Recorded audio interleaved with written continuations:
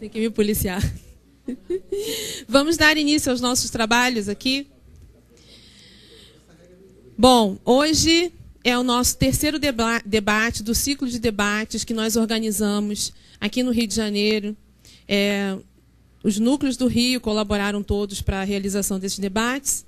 E no primeiro a gente teve como convidado o representante da CVM, que falou do caso da CVM. No segundo debate, na semana passada, nós tivemos o caso do IPEA.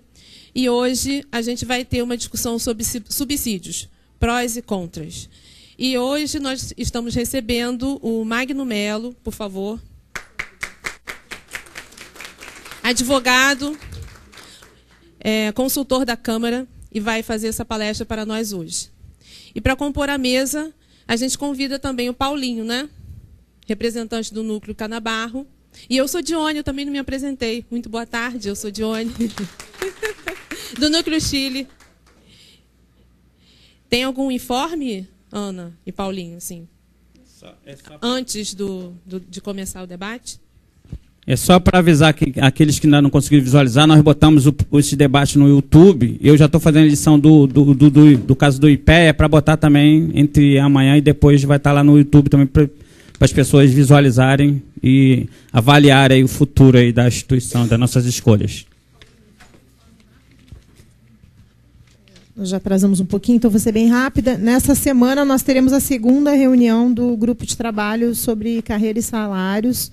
Vai ser no dia 2, excepcionalmente. Nós nos reuniremos sempre quinzenalmente às quartas-feiras, mas nós pedimos para mudar excepcionalmente essa data, porque teremos outro debate aqui no dia 1º sobre o caso do Banco Central também. De antemão já está todo mundo convidado. Esse é um esforço coletivo dos núcleos do Rio para garantir um amplo debate e convidar todos os trabalhadores de todas as unidades para cada um dos debates. E depois de disseminar, o Núcleo Canabarro tem registrado todos os debates e tem buscado disseminar. Isso é uma obrigação nossa, cada um de nós passar para o conjunto dos colegas tomar conhecimento, mesmo que não possam participar aqui presencialmente dos debates. Então, nessa semana nós temos essa nova reunião, então, a segunda, e trataremos justamente de quais são os diferenciais de salário entre os diferentes níveis no topo, para ver, caso fosse implementada a remuneração por subsídio, né, se teria alguma perda, do ponto de vista de incorporação na remuneração, dado que subsídio, como o Magno vai se referir, incorpora algumas parcelas da remuneração, e isso afeta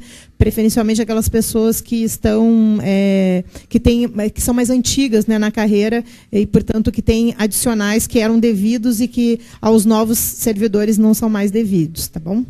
E além disso nós também propusemos que o grupo de trabalho proporcione ao conjunto dos trabalhadores uma cartilha com alguns conceitos básicos e fazendo essa discussão de prós e contras de remuneração por subsídio. E foi aceitado no grupo de trabalho. Nós vamos ver se fechamos isso ainda no início de outubro e se dissemina pelos meios oficiais, seja por BI, seja no IBGEando, uma cartilha para debate entre todos os servidores. E, por último, nós hoje vamos estar realizando uma reunião internúcleos, porque saiu uma proposta combinada em diferentes núcleos de nos manifestarmos acerca da crise em curso no IBGE, após a retificação dos resultados da PNAD, né, os vários ataques que o IBGE vem sofrendo. Então, para pensar isso, pensar uma alternativa eventual de ato no dia 1º e outras iniciativas, vai ter uma reunião hoje internúcleos depois deste debate. É isso, né? Obrigada, Ana. Com a palavra, Magno. Boa tarde a todos. Boa tarde. Eu primeiro vou me apresentar, posicionar vocês o que eu faço na Câmara dos Deputados. A Câmara dos Deputados tem um corpo de profissionais distribuídos em 21 áreas de conhecimento, todos concursados, e nós somos acionados de acordo com as nossas especialidades. A minha, por coincidência, é justamente Direito Administrativo e Administração Pública. Então, as matérias que tratam de carreira, de administração pública em geral, passam pela minha área. Costumo assessorar os deputados justamente nessa matéria. Quando essa discussão relativa a subsídios veio ao Congresso, eu estava num período curto em que eu fiquei um pouco afastado da discussão mais aguda legislativa. Vou explicar para vocês. Eu tenho também, além de ser consultor legislativo, uma experiência que me ensinou muito, mas da qual não tenho muita saudade, como sindicalista. Eu fui diretor do nosso sindicato, lá do Sindilés, entre 2001 e 2007. Esse período não me prejudicou muito não, porque eu me afastei das minhas atividades como consultor, eu acumulei as duas coisas e fiz as duas coisas ao mesmo tempo. Depois de 2007, entre 2007 e 2010, eu assumi a presidência do nosso sindicato. Nesse período, obviamente, eu tive que trabalhar um pouco menos como consultor e bem mais como presidente do sindicato. Foi justamente nesse período, entre 2007 e 2010, que essa discussão do subsídio veio ao Congresso e que essas leis todas foram encaminhadas lá para introduzir no Serviço Público Federal esse critério previsto desde a reforma administrativa, a emenda constitucional número 19, e já praticado, já aplicado para alguns grupos, não de servidores, mas de agentes políticos, os magistrados, os membros do Ministério Público, desde a Constituição, desde a reforma administrativa, passaram a ser remunerados dessa forma, essa parcela única. E ficou aberta na reforma administrativa essa possibilidade de servidores organizados em carreira serem remunerados por esse critério do subsídio. Isso ocorreu justamente em 2007 e 2010. Eu estou trazendo essa notícia a vocês, eu não tive a possibilidade de participar da discussão, da modificação legislativa muito a fundo, mas tive a oportunidade de me aproveitar dela como presidente do nosso sindicato. Eu estava conversando com os colegas de vocês, que foi também nesse período que a gente conseguiu suprir uma certa defasagem que nós estávamos caminhando para ela nas nossas carreiras lá do Legislativo. Nessa ocasião, aproveitei os patamares remuneratórios do subsídio como referência para a remuneração final, e não como referência para o estabelecimento do critério remuneratório. Nós continuamos tendo as nossas remunerações organizadas da forma de antes, com várias gratificações, mas no total, a gente conseguiu acompanhar aquele patamar e depois superar. Então, essa discussão do subsídio, ela foi, de uma certa forma, benéfica, mas não embarcamos no subsídio. E aqui o que levou, aqui lá no Congresso, na Câmara, no Senado e no TCU, nenhum dos três grupos entrasse nisso. Aqui eu sei que o Executivo, e talvez o IBGE também, tem uma realidade diferente, mas para a gente foi bastante importante a maneira como a coisa foi feita. Porque, vejam, isso não tem como escapar.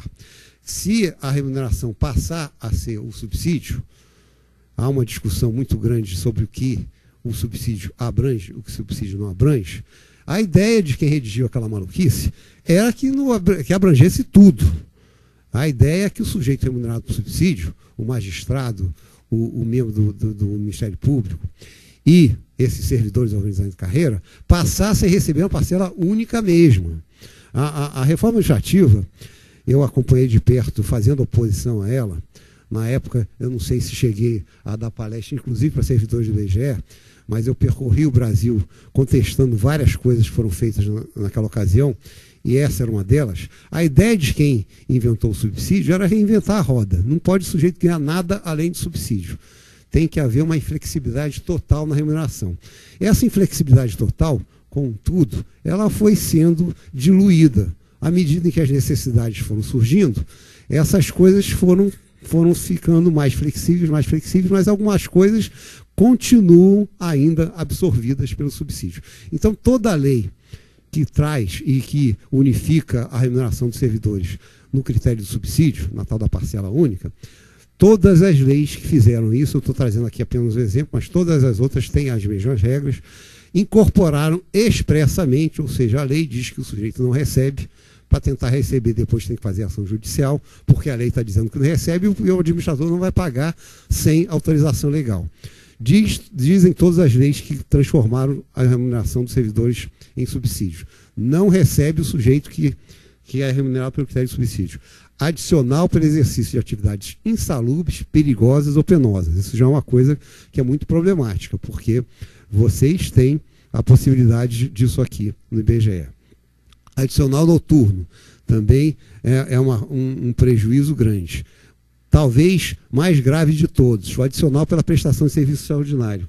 O IBGE tem um porte, um alcance muito grande e obviamente, como em qualquer outra área do governo, a possibilidade de suprir os seus claros também não é muito boa. Vocês, eu presumo, não conheço a realidade, mas eu presumo que vocês devem ser obrigados a fazerem horas extras com bastante frequência, dadas inclusive as proporções desse país e a proporção da tarefa que o IBGE tem que enfrentar.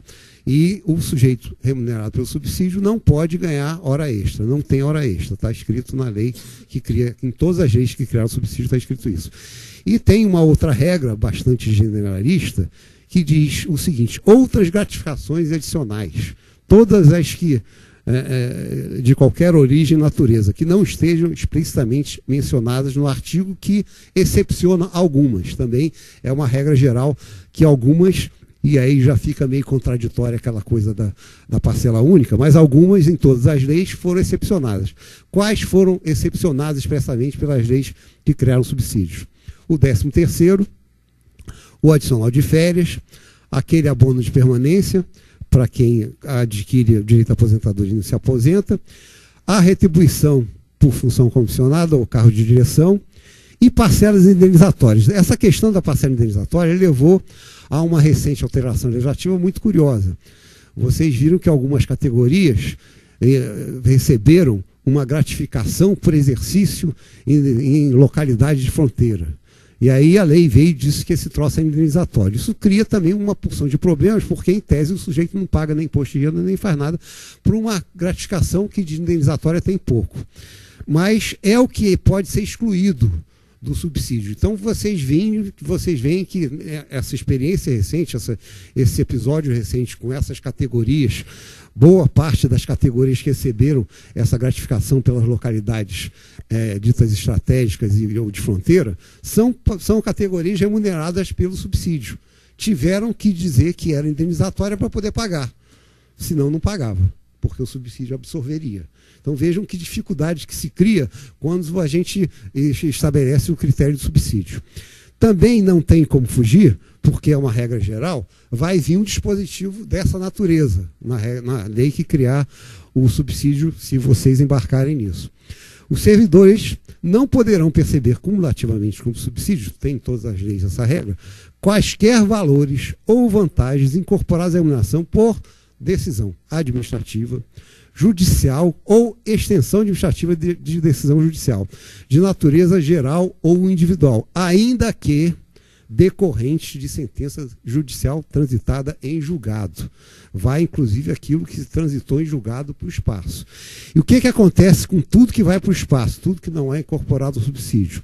Vai ter também uma regra na lei que eventualmente os incluir em subsídio, que vai dizer o seguinte: na hipótese de redução de remuneração, de provento ou de pensão, porque pode ser que nem tudo caiba no subsídio que foi estabelecido, em decorrência da aplicação do disposto nessa lei, essa lei era a dos auditores, mas vai valer para vocês, eventual diferença será paga a título de parcela complementar de subsídio, de natureza provisória, que será gradativamente absorvida por ocasião do desenvolvimento no cargo ou na carreira, por progressão, promoção ordinária ou extraordinária, da reorganização ou da reestruturação dos cargos da carreira ou das remunerações. Ou seja, o sujeito, vamos supor, ganhava 20 mil reais.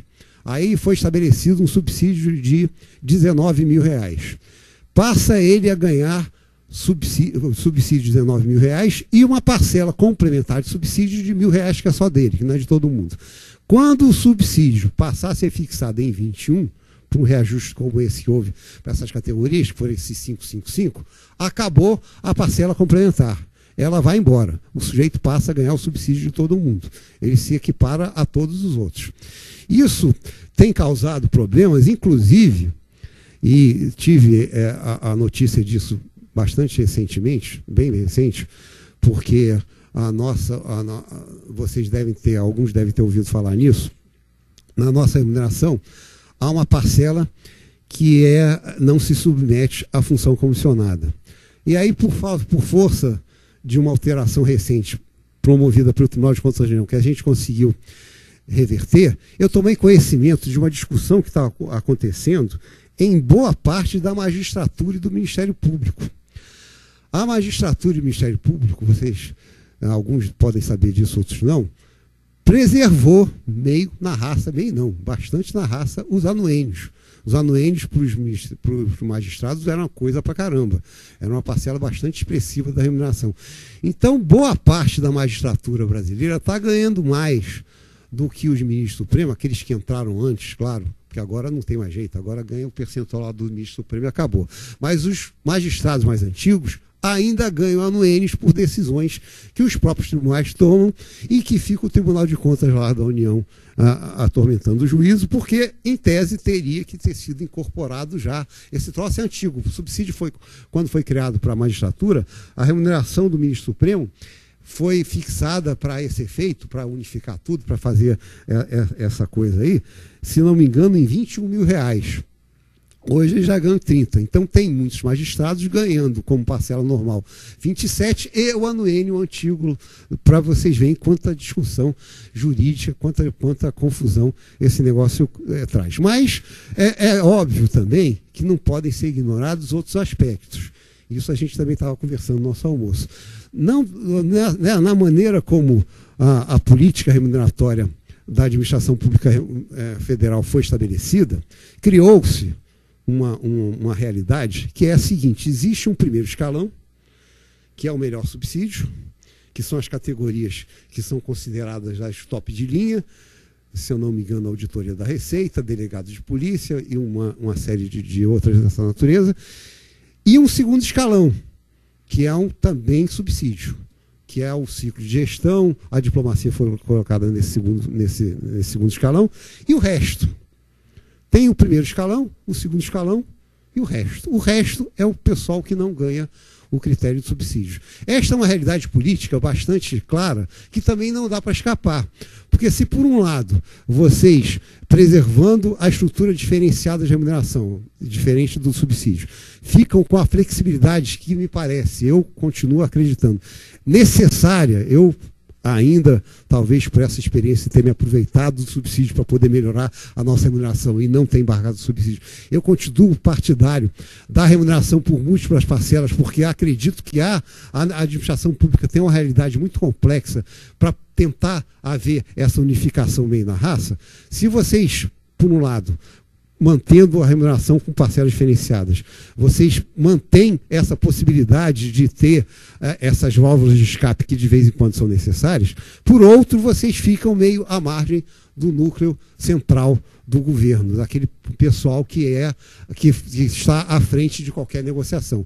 Agora, essa desvantagem tem se mostrado, mais recentemente, bastante relativa. Porque esse pessoal que está nesse top de linha não conseguiu, via de regra, a gente também estava discutindo isso agora há pouco, uma boa negociação em tempo muito recente. Depois de ter embarcado em subsídios que não absorveram tudo que esse pessoal ganhava, porque esse pessoal tinha muita, não sei a realidade do IBGE é diferente, mas esse pessoal, Advocacia da União, esse pessoal que entrou no primeiro momento no subsídio, esse pessoal tinha muita vantagem pessoal, tinha muita parcela incorporada de exercício de cargo e comissão. Então, muitos veteranos, o meu pai é um exemplo deles, porque ele é advogado da União, muitos veteranos não tiveram ganho nenhum quando foi introduzido o subsídio. Ficou com essa parcela complementar. Agora que me parece que essa parcela complementar do meu pai foi absorvida. No último aumento que houve, é que meu pai perdeu a parcela complementar dele. Então, vejam, esse pessoal, se por um lado é quem comanda, ficou muito visível o que eles ganham. Então, ficou muito mais simples para a administração pública barrar reivindicações. Houve um furo, né? A gente também estava comentando, um furo que vai criar uma porção de problemas para esse núcleo depois, que é a Polícia Federal. Mas vejam como isso é complexo, até agora não foi implementada essa distinção da Polícia Federal. Está se jogando com a barriga em cima do argumento, a lei dizia isso, que só pode ser implementada essa nova, a lei diz isso, a lei que foi aprovada, essa lei da Polícia Federal, só pode ser aprovada essa nova estrutura, que vai ser diferente de todos os outros subsídios, quando houver recurso orçamentário. E está uma discussão profunda porque não veio. E está complicado esse troço para poder implementar isso. Então, houve meio que uma vitória de pirro para esse grupo, que é um grupo com uma força de pressão miseravelmente grande.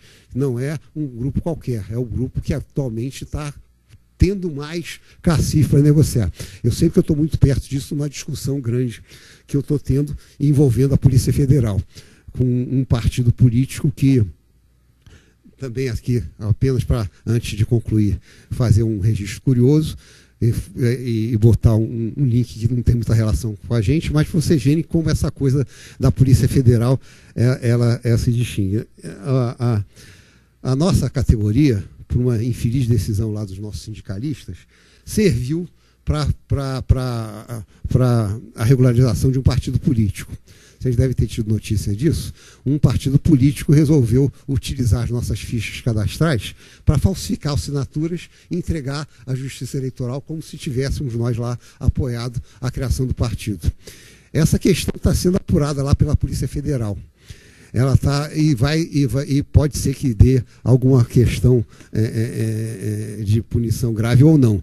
Mas vejam como até aí há uma injunção política muito grande e como toda essa realidade de subsídio não altera isso. Então tudo, na verdade, a gente pensa que vai ter mais autonomia, mais isso, mais aquilo, e não acontece.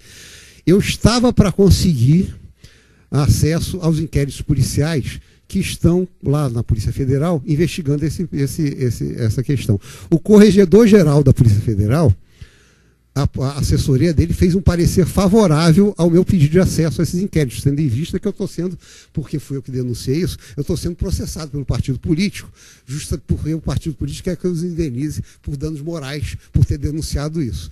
Eu estava querendo ter acesso aos inquéritos policiais, porque lá nos inquéritos policiais estão provas de que o que eu disse era perfeitamente coerente com a verdade. O Corregedor-Geral da Polícia Federal estava já com parecer favorável para me fornecer. Interferência superior fez com que ele recuasse e ele invocou lá um dispositivo do Código de Processo Penal totalmente descabido e eu vou ter que brigar na justiça para ter acesso a esses inquéritos. Então, vejam, não é a função A ou B, e vocês aqui, vocês tiveram agora, houve notícia aqui da Johnny sobre isso, eu até peço desculpas aqui aos colegas por ter feito brincadeira, mas isso foi uma coisa muito ruim, esse problema PNAD. Vocês têm uma atividade aqui extremamente sensível, não tem quem faça isso a gente está discutindo também. Num país dessa proporção, dessa dimensão, só tem um indivíduo capaz de fazer o que o IBGE faz, o Estado. Não há como descentralizar esse negócio num país da proporção do Brasil. Não vai ter ninguém na praça para fazer isso. Se o Estado não fizer, ninguém fará. E se ninguém fizer, estamos todos fritos. Porque senão, não conhecer aonde a gente está pisando é o fim da picada. Isso é uma coisa absolutamente essencial para qualquer governo de qualquer natureza. Mas a tendência de qualquer governo de qualquer natureza faça a interferência sobre a atividade de vocês é muito grande.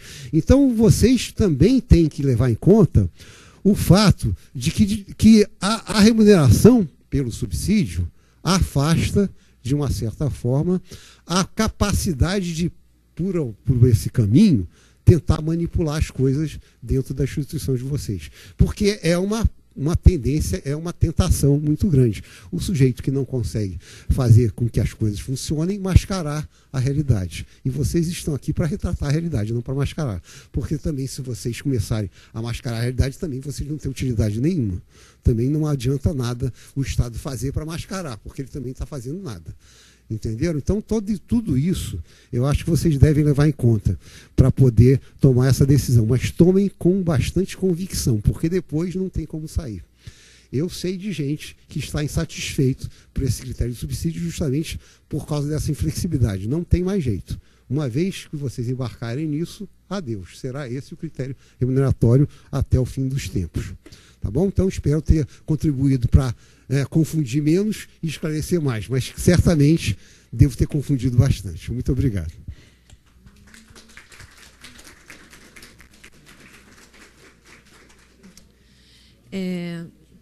A gente vai adotar a mesma dinâmica que adotamos nos últimos debates, tá? A gente faz cinco blocos, a cada bloco de pergunta com 5 perguntas, a gente passa ao palestrante para responder. Aí, depois que ele esgotar cada bloco, a gente retoma as perguntas. Tá bom assim? O Paulinho vai aceitar as inscrições.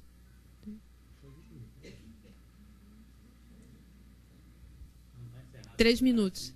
Então está encerrado.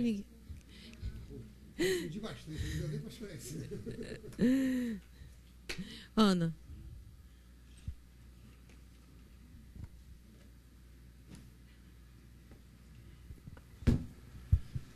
Vamos lá, porque uma coisa é a conversa que a gente teve no almoço, outra coisa é a gente fazer aqui publicamente, né, que é importante. A gente vinha conversando sobre algumas coisas. Assim, acho que os debates anteriores que fizemos foram extremamente ilustrativos sobre alguns limites e possibilidades. Tipo, a gente já chegou à conclusão de que o fato do Banco Central ter unificado suas carreiras anteriormente a qualquer processo de tomada de decisão, por exemplo, de mudança de remuneração por subsídio, foi um fator fundamental para garantir que ingressassem todos. A gente verificou que em outras carreiras não foi tão fácil fazer essa discussão de ingressarem todos, né? Foram trazidos aqui foi trazido um caso, inclusive, que na SUSEP havia apenas uma pessoa que não se enquadrava no critério de estabilidade plena, que é um conceito complexo, discutível, inclusive, sob o ponto de vista legislativo e legal, mas é fato que essa única pessoa foi excluída da carreira e foi colocada em um quadro separado. Assim, no IPEA se fragmentou todo o quadro, se colocou, apesar de ter uma definição a priori de negociação, de acordo, que entrariam 3 carreiras, entrou apenas uma, e segmentou o restante, inclusive também retirando uma parcela dos que não seriam plenamente estáveis. Então, esse é um debate importante de nós fazermos no primeiro momento. Acho que é importante nós tocarmos nesse assunto e problematizarmos, inclusive, se isso realmente é uma decisão legal ou é meramente política. Tá? Segundo, acho que valeria a pena a gente seguir o diálogo sobre os limites do que hoje está estabelecido no SIDEC, ainda não regulamentado, que é a questão das carreiras piramidais, né, a questão das progressões e das promoções que se veem dificultadas, dado que precisa existir o número de vagas previamente estipulado. Hoje, pelas experiências que nós vimos, os próprios órgãos, ainda que, como não tem a regulamentação completa do SIDEC, acabam estabelecendo suas formas próprias de progredir seus servidores, como no caso do IPEA, mesmo para os que recebem por subsídio. Então, acho que vale a pena discorrer um pouquinho também sobre essa questão do que está hoje previsto na legislação geral do SIDEC. Alô? Está escrito agora eu, depois a Diones. Johnny. É porque a gente não tem essa relação mais próxima e por isso fica difícil. O Carlinhos foi fazer. Nesses últimos 2 debates que nós tivemos, a menina do IPEA, a representante do IPEA, colocou uma questão que eu acho que é bastante significativa em relação às negociações. Ela falou que isso existe uma divisão na hora que vai negociar, porque você tem uma carreira no IPEA, na SUSEP, na CVM, que recebe subsídio, e tem uma outra tabela que não é subsídio, né? Então, ela acha que isso pode vir a acarretar problemas futuros nas negociações, porque você tem um bloco que está discutindo separadamente essa questão em detrimento do outro. Esse ano, coincidentemente, todo mundo levou 15, mas nos anos anteriores, talvez nem essa negociação não foi mais ou menos desse jeito. Ela fala mesmo que ela entrou em 2005, ela ganhava a mesma coisa que o técnico de pesquisa do IPEA, e hoje ela ganha 28% a menos por conta dessas negociações, porque na hora de negociar com o governo, geralmente esse grupo mais seleto, ele tem uma negociação separada, né? Outra questão é o seguinte: todo mundo, como não existe uma carreira exclusiva do Estado e não tem nenhum órgão que é exclusivo do Estado, sim as carreiras e cargos dentro dos órgãos, o IBGE tem uma formatação totalmente diferenciada dos outros órgãos. No IPEA, por exemplo, eles têm lá 500 pessoas na ativa, 500 aposentados, 1.000 pessoas. No IBGE nós temos 14 mil. E grande parte dos nossos servidores hoje no IBGE é de nível médio. Nós temos 74% de pessoas no nível médio, na ativa hoje, que são nível médio, né? Nível técnico.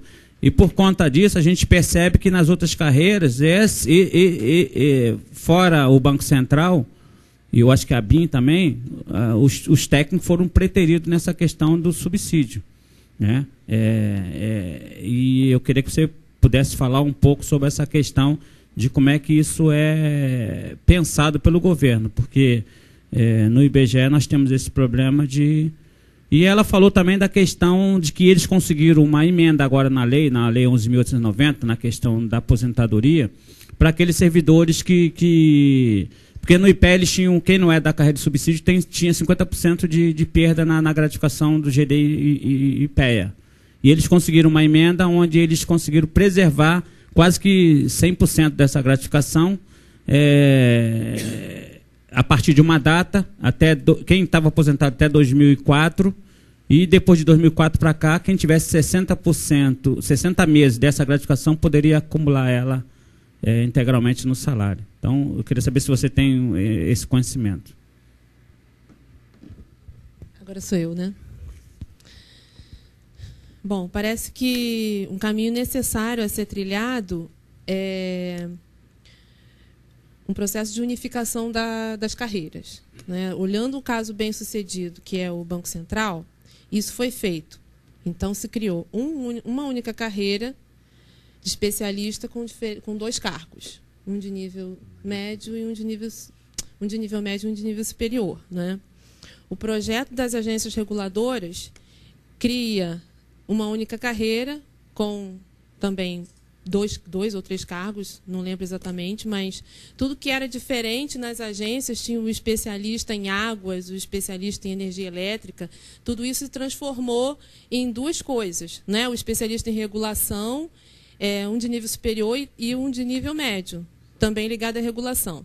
Então, esse projeto não foi aprovado, mas está em apreciação, porque também entenderam que esse era o caminho necessário. Então, esse parece ser o pré-requisito, que é a unificação das carreiras.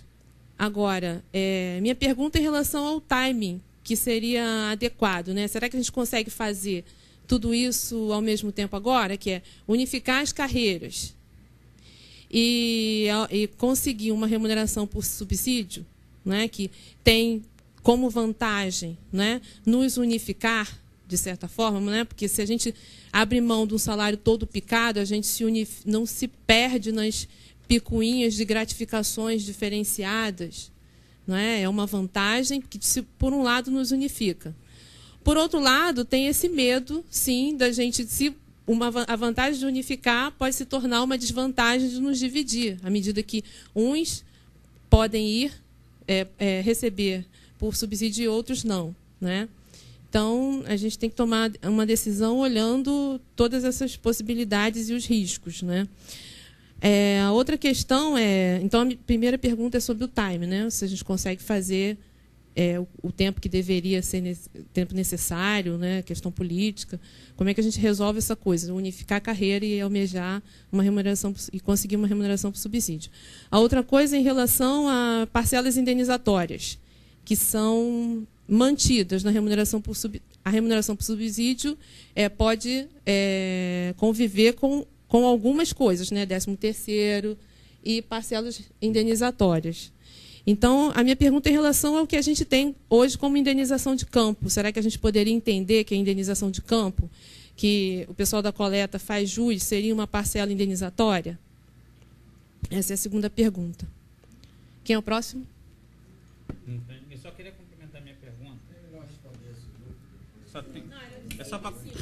Só tem 3. Só para complementar a minha pergunta, que ele falou aqui da questão orçamentária. Eu estava pegando a lei APELOA 2015 e lá está previsto o pagamento de juros e amortização de 1.350 bilhões. Como é que você vê esse cenário de discussão de carreiras em 2015, já que tem essa limitação orçamentária e provavelmente em 2015 haverá mais corte ainda nas instituições?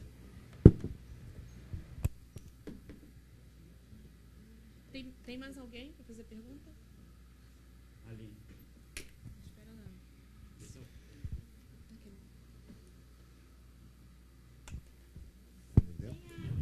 Ali. Tem a questão...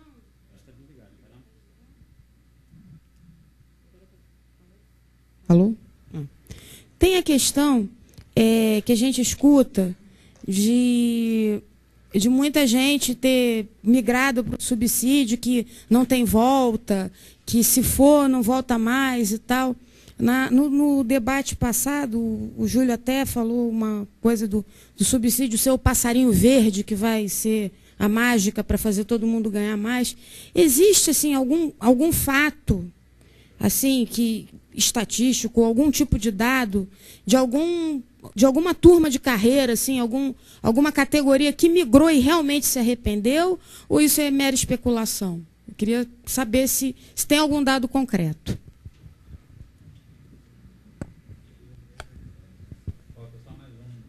Mais alguém?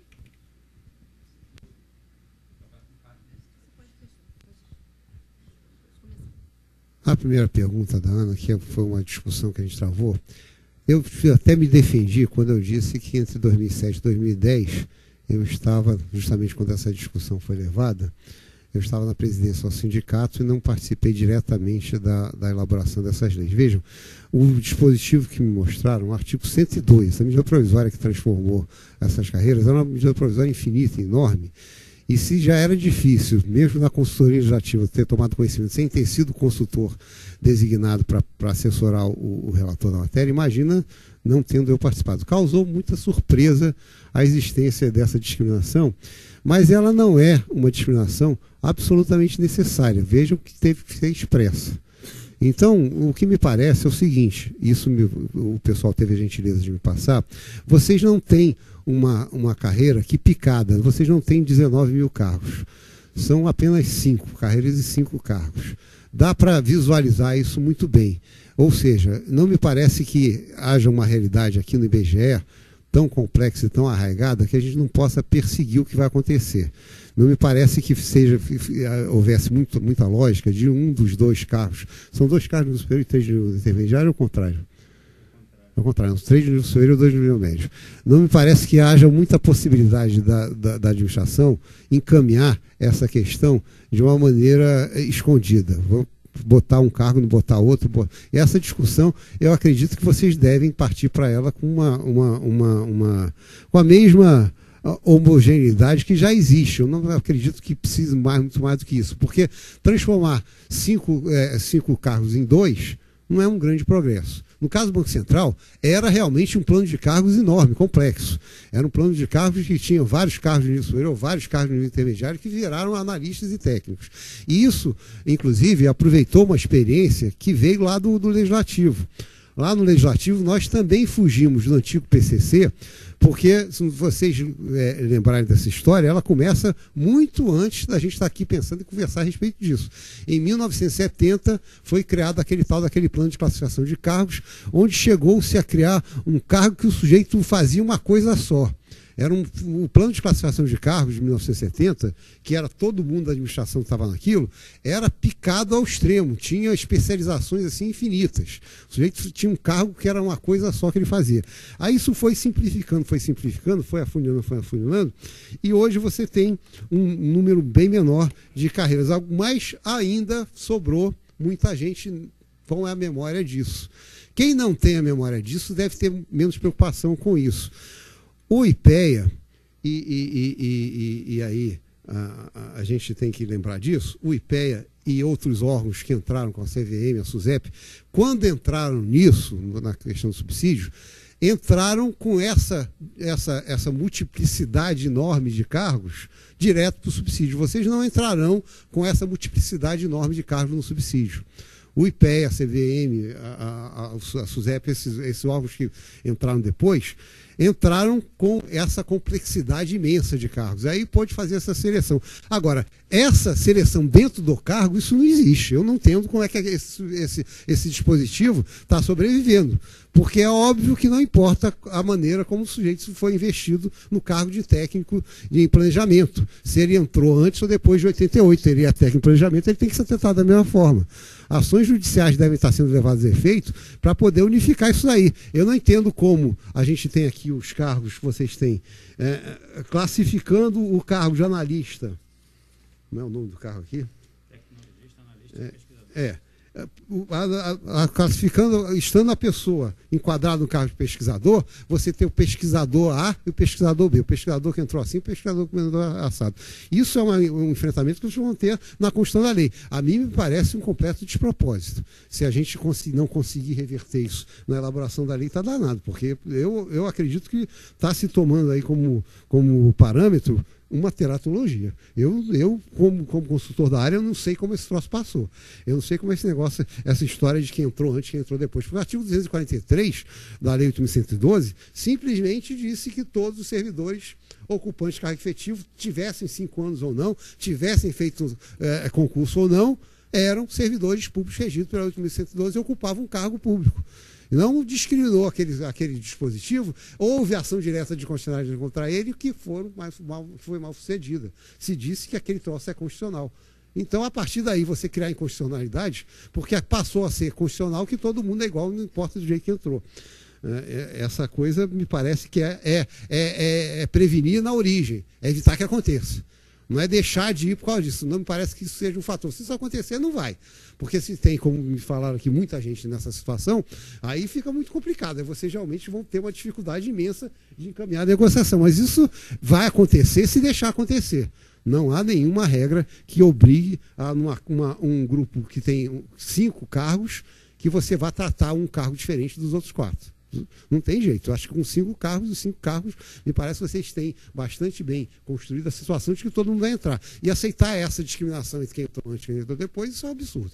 Isso é um despropósito. Eu vou recuperar a memória lá, vou até perguntar quem é que esteve trabalhando nisso, como é que esse troço aconteceu. Porque isso é um negócio completamente despropositado. Francamente, eu não entendi a natureza daquela regra ali. Me causou uma espécie, uma surpresa enorme. A questão do nível médio e nível superior, eu devo dizer para vocês que dá problema entre as categorias que já estão no subsídio. Há uma única não, minto. A CVM e a SUSEP estão outros exemplos. Há uma discriminação, para vocês terem uma notícia disso, bastante, tem que ser realista, entre o sujeito que tem um subsídio e é nível superior e o sujeito que tem subsídio e é nível intermediário. Há uma desproporção muito grande. Isso, inclusive, na carreira que foi a que originou tudo. Vocês sabem que o auditor fiscal da Receita Federal tem um técnico lá, não, que virou, agora, hoje é analista. E ele era nível médio quando entrou nessa conversa. Hoje não é mais, hoje é nível superior. Mas a diferença de subsídio entre o analista, entre o auditor fiscal e esse analista tributário é muito grande. É bastante grande. Ninguém entende isso, porque são 2 categorias hoje de nível superior, mas que são remuneradas com uma proporção muito grande. Não é o subsídio que resolverá esse problema. Esse problema, inclusive, pode até se aprofundar, porque o nível intermediário pode até ser mais prejudicado na medida em que vai ser enquadrado no subsídio menor. Ele pode até ser mais prejudicado ao ser enquadrado no subsídio do que no nível superior, que os subsídios de nível superior são mais razoáveis. Os subsídios que nós temos aí das categorias que entraram são subsídios bem menores do que o subsídio de nível superior. As diferenças são bastante desproporcionais, inclusive. Isso é um problema que vai surgir e não tem muito como inventar, porque vai se tomar como parâmetro aquilo que já existe. Quando vocês forem enquadrados no subsídio, o pessoal do nível médio vai tomar como parâmetro as categorias que já estão no nível médio. E olha, veja o outro exemplo. Também há uma diferença desproporcional entre o delegado de Polícia Federal e o agente de Polícia Federal, que também não é mais de nível médio. Também conseguiu, por mudanças legislativas, hoje ser uma categoria de nível superior. Mas já foi. E essa memória ainda o faz ter uma remuneração muito pior, um subsídio bem pior do que o delegado. Então, esse é um problema a ser resolvido fora do subsídio. A discussão tem que ser travada e não é um problema localizado. E não é um problema localizado no IBGE. É um problema que se dissemina na administração pública. Há uma quantidade enorme de servidores de nível médio e não tem muito, isso a gente também vive lá, mas a gente já conseguiu lá no Legislativo aproximar. As remunerações de nível superior e nível médio lá do Legislativo são bastante próximas. Aqui, no Executivo, pelo que eu sei, não. Mas é um problema que não se resolve pelo subsídio, se resolve uma discussão mais aprofundada. A limitação orçamentária não tem como adivinhar, vai acontecer, o ano que vem vai acontecer. E eu não vou fazer proselitismo. Eu tenho uma candidata que talvez seja mais razoável para isso do que os outros 2 candidatos, não vou dizer qual é. Mas isso não dá para adivinhar. O que dá para dizer, afirmar, é que está dando problema agora. Essa mudança aí está se utilizando o orçamento para jogar com a barriga. Essa mudança que A polícia, porque não entrou, a Polícia Federal não entrou na regra geral, foi a única categoria que não aceitou aquele 555, a única categoria de subsídio ficou de fora, conseguiu, pelo poder de pressão, ter uma regra diferente, mas está se utilizando esse negócio do orçamento aí, para vocês terem uma ideia que esse troço já está bravo hoje. Não precisa chegar no ano que vem, não. Hoje já está complicado. Então, o país vai ter que fazer alguma coisa em relação a isso. Também não é um problema que seja específico do subsídio, no critério geral também. Então, isso não deve nortear a decisão entre subsídio e critério geral do remuneratório, porque o problema vai acontecer dos dois lados. Seja subsídio ou não seja, a limitação orçamentária será enfrentada por vocês. As parcelas indenizatórias, Johnny, isso que é um perigo miserável, porque essa questão da parcela indenizatória, ela é de um subjetivismo pavoroso. Vai se colocar aí, vocês viram, eu enumerei, o adicional de insalubridade. É muito difícil para mim, como técnico da área, dizer que o adicional de insalubridade não tem um caráter indenizatório, porque, puxa vida, o sujeito está realmente sendo remunerado por uma coisa, uma circunstância que o prejudica extremamente, mas se entendeu que não é, e aí incluiu lá o adicional de insalubridade. Então, esse troço de ficar à mercê do que é indenizatório não é ficar à mercê do que o sujeito quer que fique fora ou quer que fique dentro. Então, esse é outro risco que se corre quando a gente faz essa unificação, e aí fica com essa necessidade de fugir da simplificação. O mundo não é simples. Quando a gente simplifica, a gente está enfrentando a complexidade do mundo. Aparecem sempre as necessidades. E aí a gente fica com essa coisa de ficar submetido à vontade de quem está fazendo as coisas. Então, para mim, eu vejo uma desvantagem, porque quer fazer, como fez agora recentemente, nessa parcela, faz. E faz no grito. Porque ela é uma parcela igual a outras. Ela foi chamada de indenizatória, outras não foram. Aí você vai depender dessa boa vontade, dessa necessidade. Mas existir essa coisa significa dizer, existe necessidade diferente. Existe necessidade diferente que precisa ser tratada. A última pergunta da Aline, sobre o arrependimento, não tem. Ninguém fez uma pesquisa, nem o Ibope, nem o Datafolha, ninguém fez. Eu converso, nem IBGE, muito menos IBGE, sobre isso. Mas eu converso com muita gente. A gente tem proximidade lá com essa. Eu vejo muita insatisfação, embora não se diga por aí. Mas agora até melhorou um pouquinho. Mas quando foi introduzido, não sei se vão querer introduzir dessa forma, o subsídio, agora liberaram, acabaram fazendo uma flexibilização nisso. Mas quando foi introduzido o subsídio nessas carreiras aí, essas carreiras top de linha, fizeram um truque muito grande, porque havia uma pirâmide invertida. Todo mundo estava no final de carreira, não tinha limitação para promover, para progredir, todo mundo foi parar no final de carreira. Os auditores fiscais, todo mundo no final de carreira. Aí, quando implantaram o subsídio, resolveram restabelecer a escadinha. Ou seja, a base da pirâmide era maior, chegou lá, só tinha um teto da pirâmide pequenininho, então para poder, agora parece que isso resolveu, parece que eles acabaram deixando todo mundo ser promovido, mas na introdução disso, ficou uma coisa que o sujeito para chegar no final de carreira precisava cometer um genocídio, porque estava todo mundo no final de carreira e tinha que ter vaga para chegar no final de carreira. Agora parece que eles flexibilizaram isso, vendo que isso ia dar uma complicação danada, porque isso não incomodou a quem estava entrando na carreira, porque estava entrando numa remuneração bem maior. Mas quando ele entrou, ficou preso.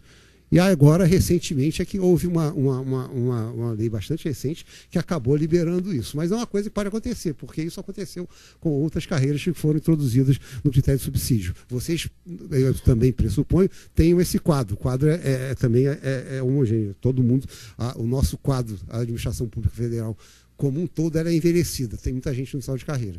Então, quando você cria uma regra como essa, você também está fazendo uma limitação extrema. Então, também tem que ter essa prevenção na Constituição. Mas tudo vai depender, essa questão do arrependimento, como se fizer. Como entrar nisso é a condição para depois sair. Sair eu acho que não tem mais jeito, não. Mas, pelo menos, não ficar muito insatisfeito dentro. Isso é que tem que se pensar, tá bom? Acho que você não respondeu a minha pergunta. Ainda que você tenha falado que, no caso do IBGE, ter 5 cargos e 5 carreiras não é nada de tão complicado, complexo, pensando na possibilidade de obtenção da remuneração por subsídio, em contraposição a outras realidades que você falou, de ter trocentos cargos e carreiras, né? Nosso caso não é esse, ele já é enxuto, mas, por outro lado, pensando em diminuir a possibilidade de ter discriminação quando você olha os cargos, né? Porque assim, nível médio e nível superior é o menor dos nossos problemas, porque nível médio é muito claro que faz atividade fim, não é?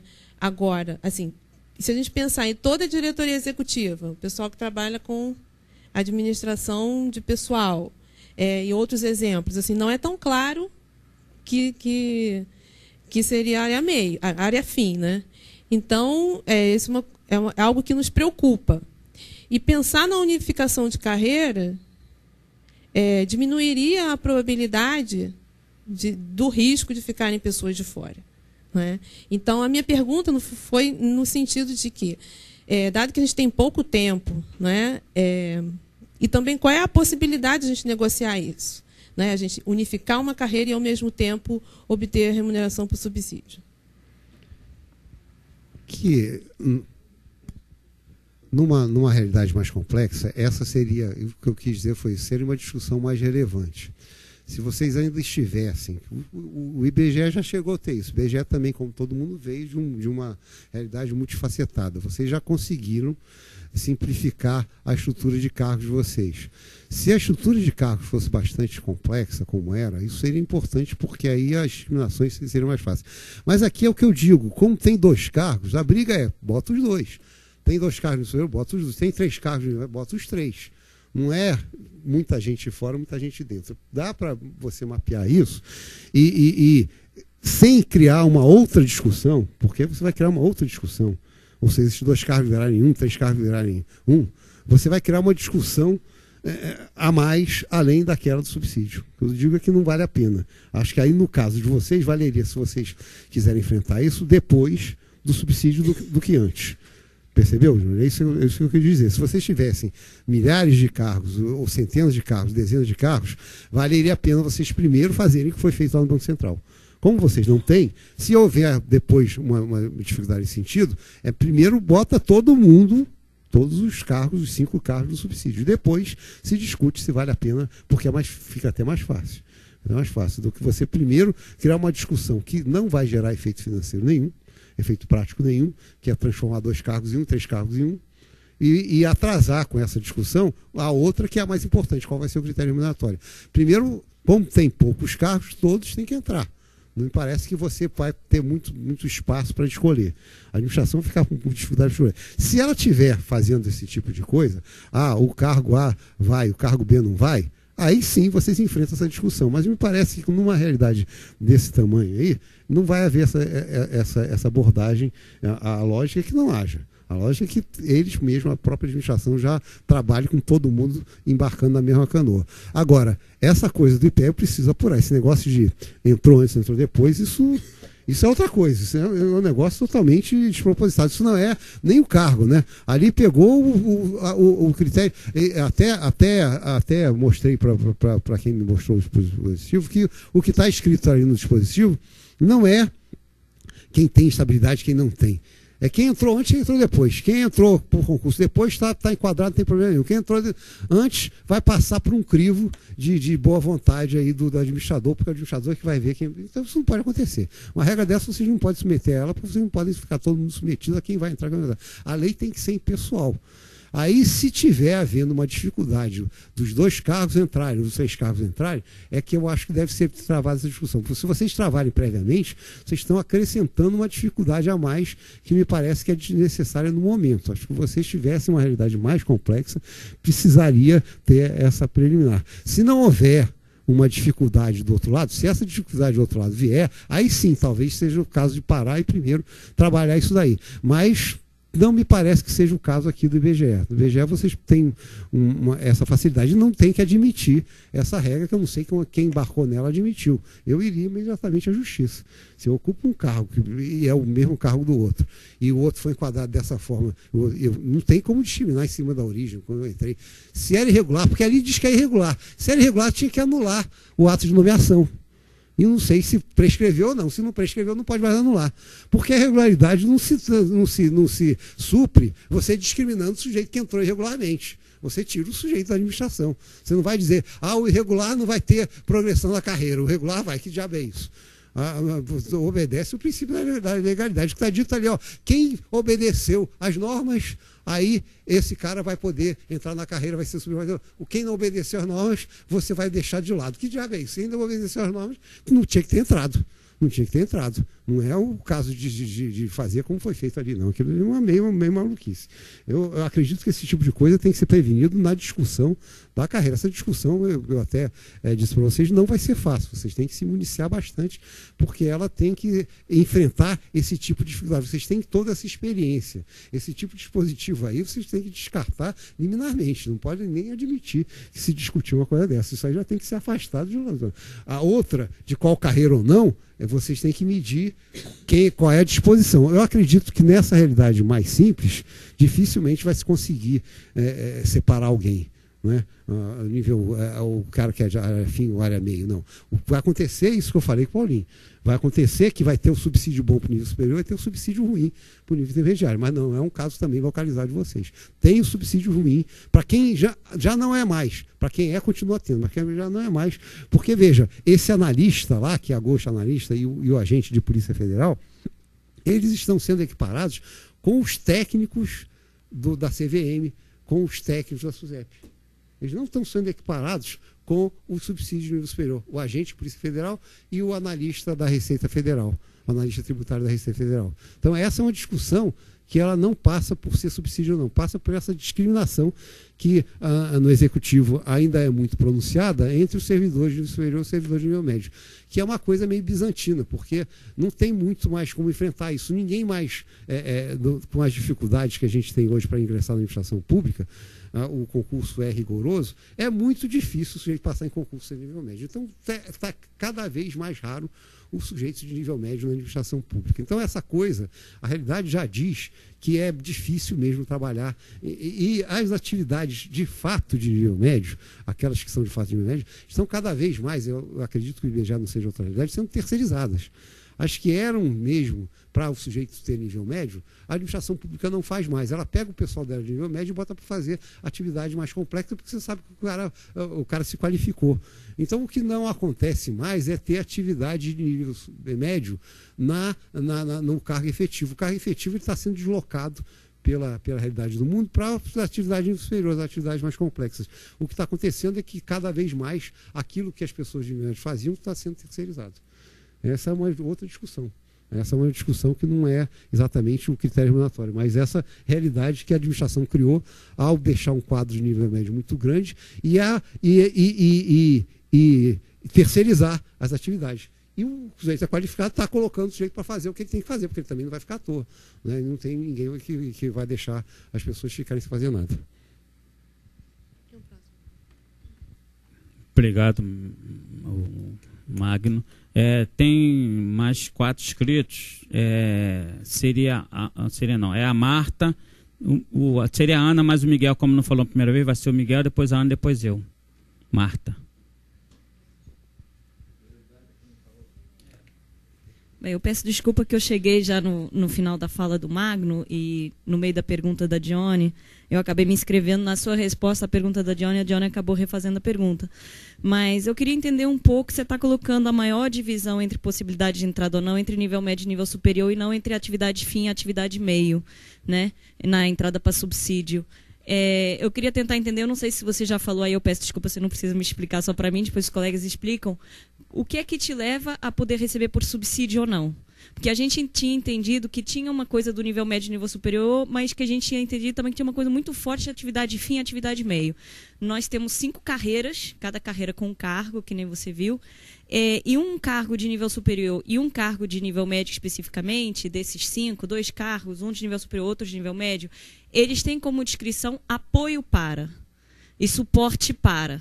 Então, quando a gente lê essa descrição, a gente fica pensando no pessoal da logística, sem o qual você não faz pesquisa, né? E o pessoal da área de recursos humanos, mas também outros tipos de prestação de serviço que a gente tem dentro do IBGE por técnicos do IBGE, técnicos efetivos, técnicos da casa, que estão entrando nesses novos concursos também, então que não se prevê terceirização, que são o pessoal da DI. Né? E a gente viu que no caso do Banco Central, todo esse pessoal entrou, continuou recebendo por subsídio, imaginamos que inclusive com direito a indenizações, etc., porque também tem adicional noturno, que era uma das nossas preocupações quando a gente falou, não tem. Então a gente queria saber como essa divisão, atividade meio, atividade fim, você está tirando uma importância que a gente achava que tinha mais na tua discussão. Então, assim, entender qual é esse critério, então, dessa entrada para subsídio ou não, de uma carreira ou um cargo, tentar entender melhor isso, assim, de uma forma bem sucinta, porque acho que é a preocupação que a Diane estava trazendo também. A gente, quando viu os exemplos em que alguém ficou de fora e entrou todo mundo, a grande diferença era a unificação de carreira. No caso do Banco Central, tem 2 carreiras, mas tem uma que se parece muito com a nossa, né? E que tem o nível médio e o nível superior, apenas 2 cargos, né? E a gente, quando começou a pensar, a gente pensou, se tivesse uma carreira com 3 cargos, 1 nível médio e 2 nível superior, o analista e o pesquisador, por causa da ENSE, a Escola Superior a Escola Nacional de Ciências Estatísticas, poderia ser essa uma chave. Você está falando que isso traz um novo problema para a gente, né? Então, é mais uma discussão. Então, pensar um pouco sobre isso de novo, né?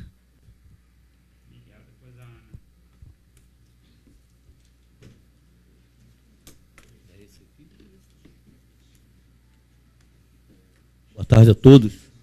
Na realidade, algumas perguntas que eu ia fazer já foram colocadas aqui. A Marca acabou até de externar alguma delas. Porque pude perceber que não existe um critério único estabelecido pelo governo para definição. Ele dá tratamentos diferenciados.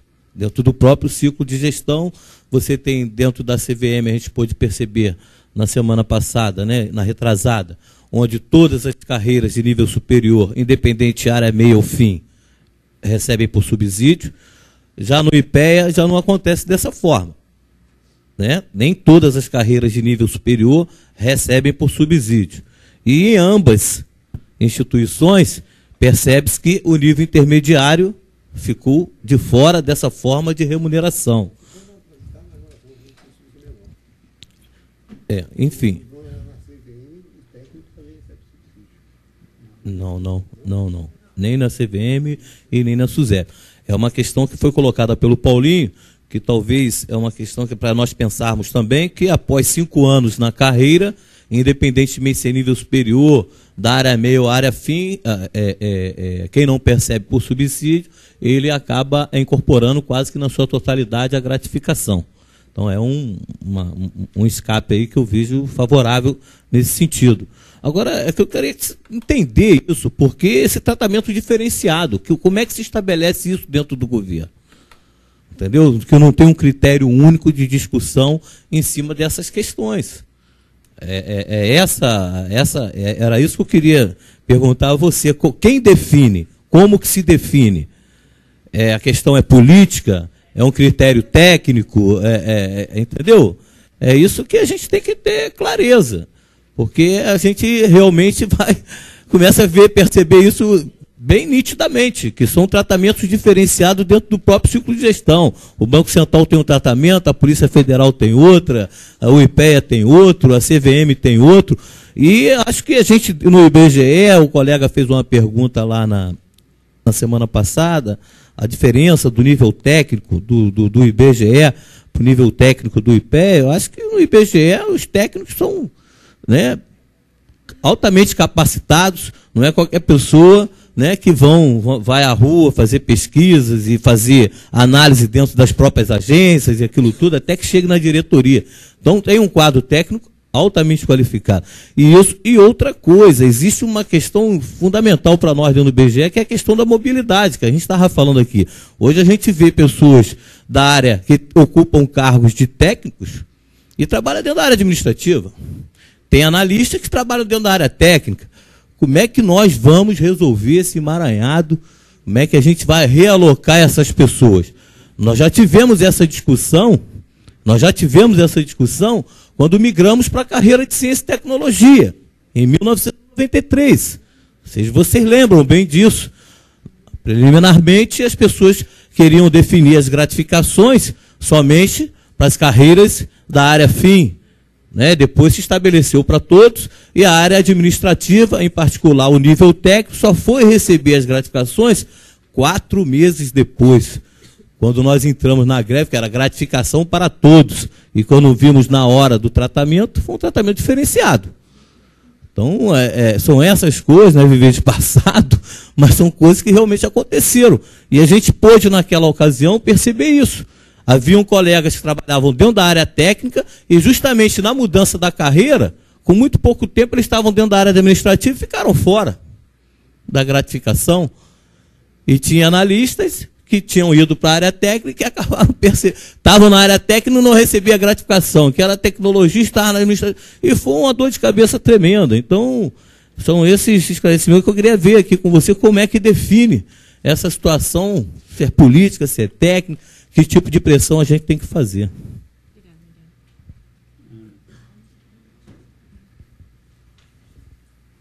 Magno, eu sei que a gente parece meio chato aqui perguntando mais ou menos a mesma coisa, mas eu acho que a gente tem discutido amplamente isso. Se a gente chegar à conclusão prévia de que ter 5 carreiras, ter 5 cargos não é um problema para nós, talvez a gente fique numa zona de conforto meio perigosa. Estou dizendo porque, primeiro, o Miguel já levantou algumas questões. A gente tem nível intermediário e nível superior do mesmo cargo, da mesma carreira, que tem ocupação tanto na área administrativa ou na área técnica. Né? Isso pode não existir em outras instituições, mas na nossa existe.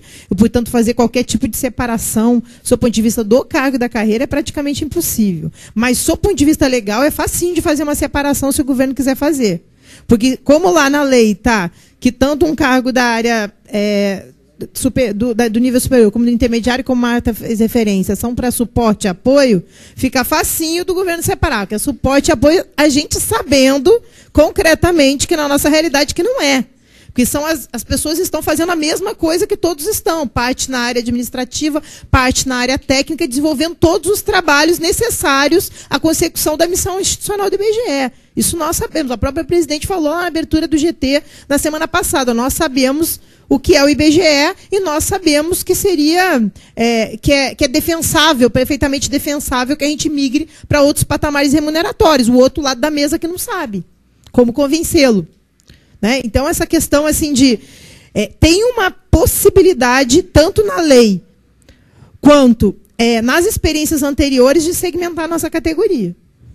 A gente tem que estar preparado para isso. Então, dentro dessa perspectiva, não seria mais prudente, caso optássemos, porque isso é uma discussão que temos que fazer, caso optássemos por uma remuneração, não por múltiplas parcelas, mas por subsídio, não seria mais prudente unificar em uma única carreira, como o único caso que levou todo mundo, que é o Banco Central? Então, essa é uma pergunta que a gente faz e refaz para nós o tempo inteiro e refaz de novo para ti. Não porque a gente queira que tu necessariamente responda para a gente que sim, mas para nos ajudar a refletir. Tá? Sim. Então, assim, eu só acho que aí, trabalhando tudo que foi colocado para nós até agora, tem um argumento que se repetiu nos 2 debates, que é: nós vamos lá e negociamos com o governo para entrar todo mundo, ou para entrar 3 carreiras. Quando vai ser edita a medida provisória só com uma. Todo mundo que veio até agora falou a mesma coisa, que o que tinha sido negociado é diferente do que foi para a lei. Então, assim, compreender esta discussão. E, portanto, eu sei que tu fala que não quer ficar fazendo elucubrações futurologísticas, mas cenários políticos são absolutamente necessários de serem traçados para a gente pensar quais as perspectivas de negociação, até pensando nisso que Paulinho levantou, lembrando o que a menina do IPEA falou. Pode sentar a mesma categoria, uma parte sentada junto com a federação lá, que inclui o pessoal todo que recebe por subsídio, e a outra parte negociando separado, às vezes, inclusive, em data distinta. Isso é uma fonte de enfraquecimento de uma categoria ou não? Nossa avaliação é. Mas isso também é uma importante fonte de reflexão. E o terceiro, só o último, porque eu acho que isso também tem sido recorrente, é importante de marcar. Vários colegas nossos têm vindo aqui para frente e têm tentado tirar de cada um dos palestrantes que vem aqui o seguinte, mas se uma parte da nossa categoria consegue a remuneração por subsídios, não significa melhora para todo mundo? Todo mundo que veio até agora falou que não. Que isso não é automático. Que as diferenças que existiam entre nível intermediário e nível superior, muitas vezes, já foram construídas antes mesmo de se ingressar na carreira por subsídio, uma parcela. E no caso do IPEA, a menina foi mais taxativa, dizendo que se ampliou a diferenciação entre nível intermediário e nível superior, por exemplo, depois que uma parcela ingressou na remuneração por subsídio. Então, a gente compreendeu um pouquinho também essa questão, ainda que seja cansativo. Sou eu agora, depois... 1, 2, 3, 4, 5, depois é a Nádia. Depois a Aline Alcides. Quando você fala, por exemplo, nessa questão da estabilidade, você diz que é um artigo que foi colocado ali maluca, não sei se o artigo 247 da Constituição, ele é bem claro. Ele diz lá que o cara, para ser exclusivo de Estado, né, ele, de acordo com a sua carreira e seu cargo, ele tem que ser estável. Logo abaixo, na emenda 19, lá no artigo 33, diz o seguinte: aqueles que não tiverem dentro das normas constitucionais, que seriam até 5 de outubro de 83, antes disso, e após o primeiro concurso, não tem estabilidade. Isso está na Constituição, é o artigo 247. Outra questão, quando você fala da questão que a Marta levantou e todo mundo levantou, é que o parecer, por exemplo, da Justiça, quando foi pedido lá o subsídio para todo mundo, o parecer, teve um parecer negativo na época, que foi exatamente falando que essa carreira administrativa não poderia entrar, porque se tem pessoas na área administrativa que recebem subsídio, isso tem em todos os lugares. Então, se eles aceitassem isso na carreira da Justiça, teriam que aceitar em todos os outros órgãos. Né? Então, naquele momento lá, na carreira da Justiça, que eles estavam tentando lá atrás, quando a gente estava discutindo a questão do PL 627, que era a carreira de exclusivo de Estado, na Justiça estava tendo uma mesma discussão de carreira da Justiça, porque agora estão fazendo uma outra discussão.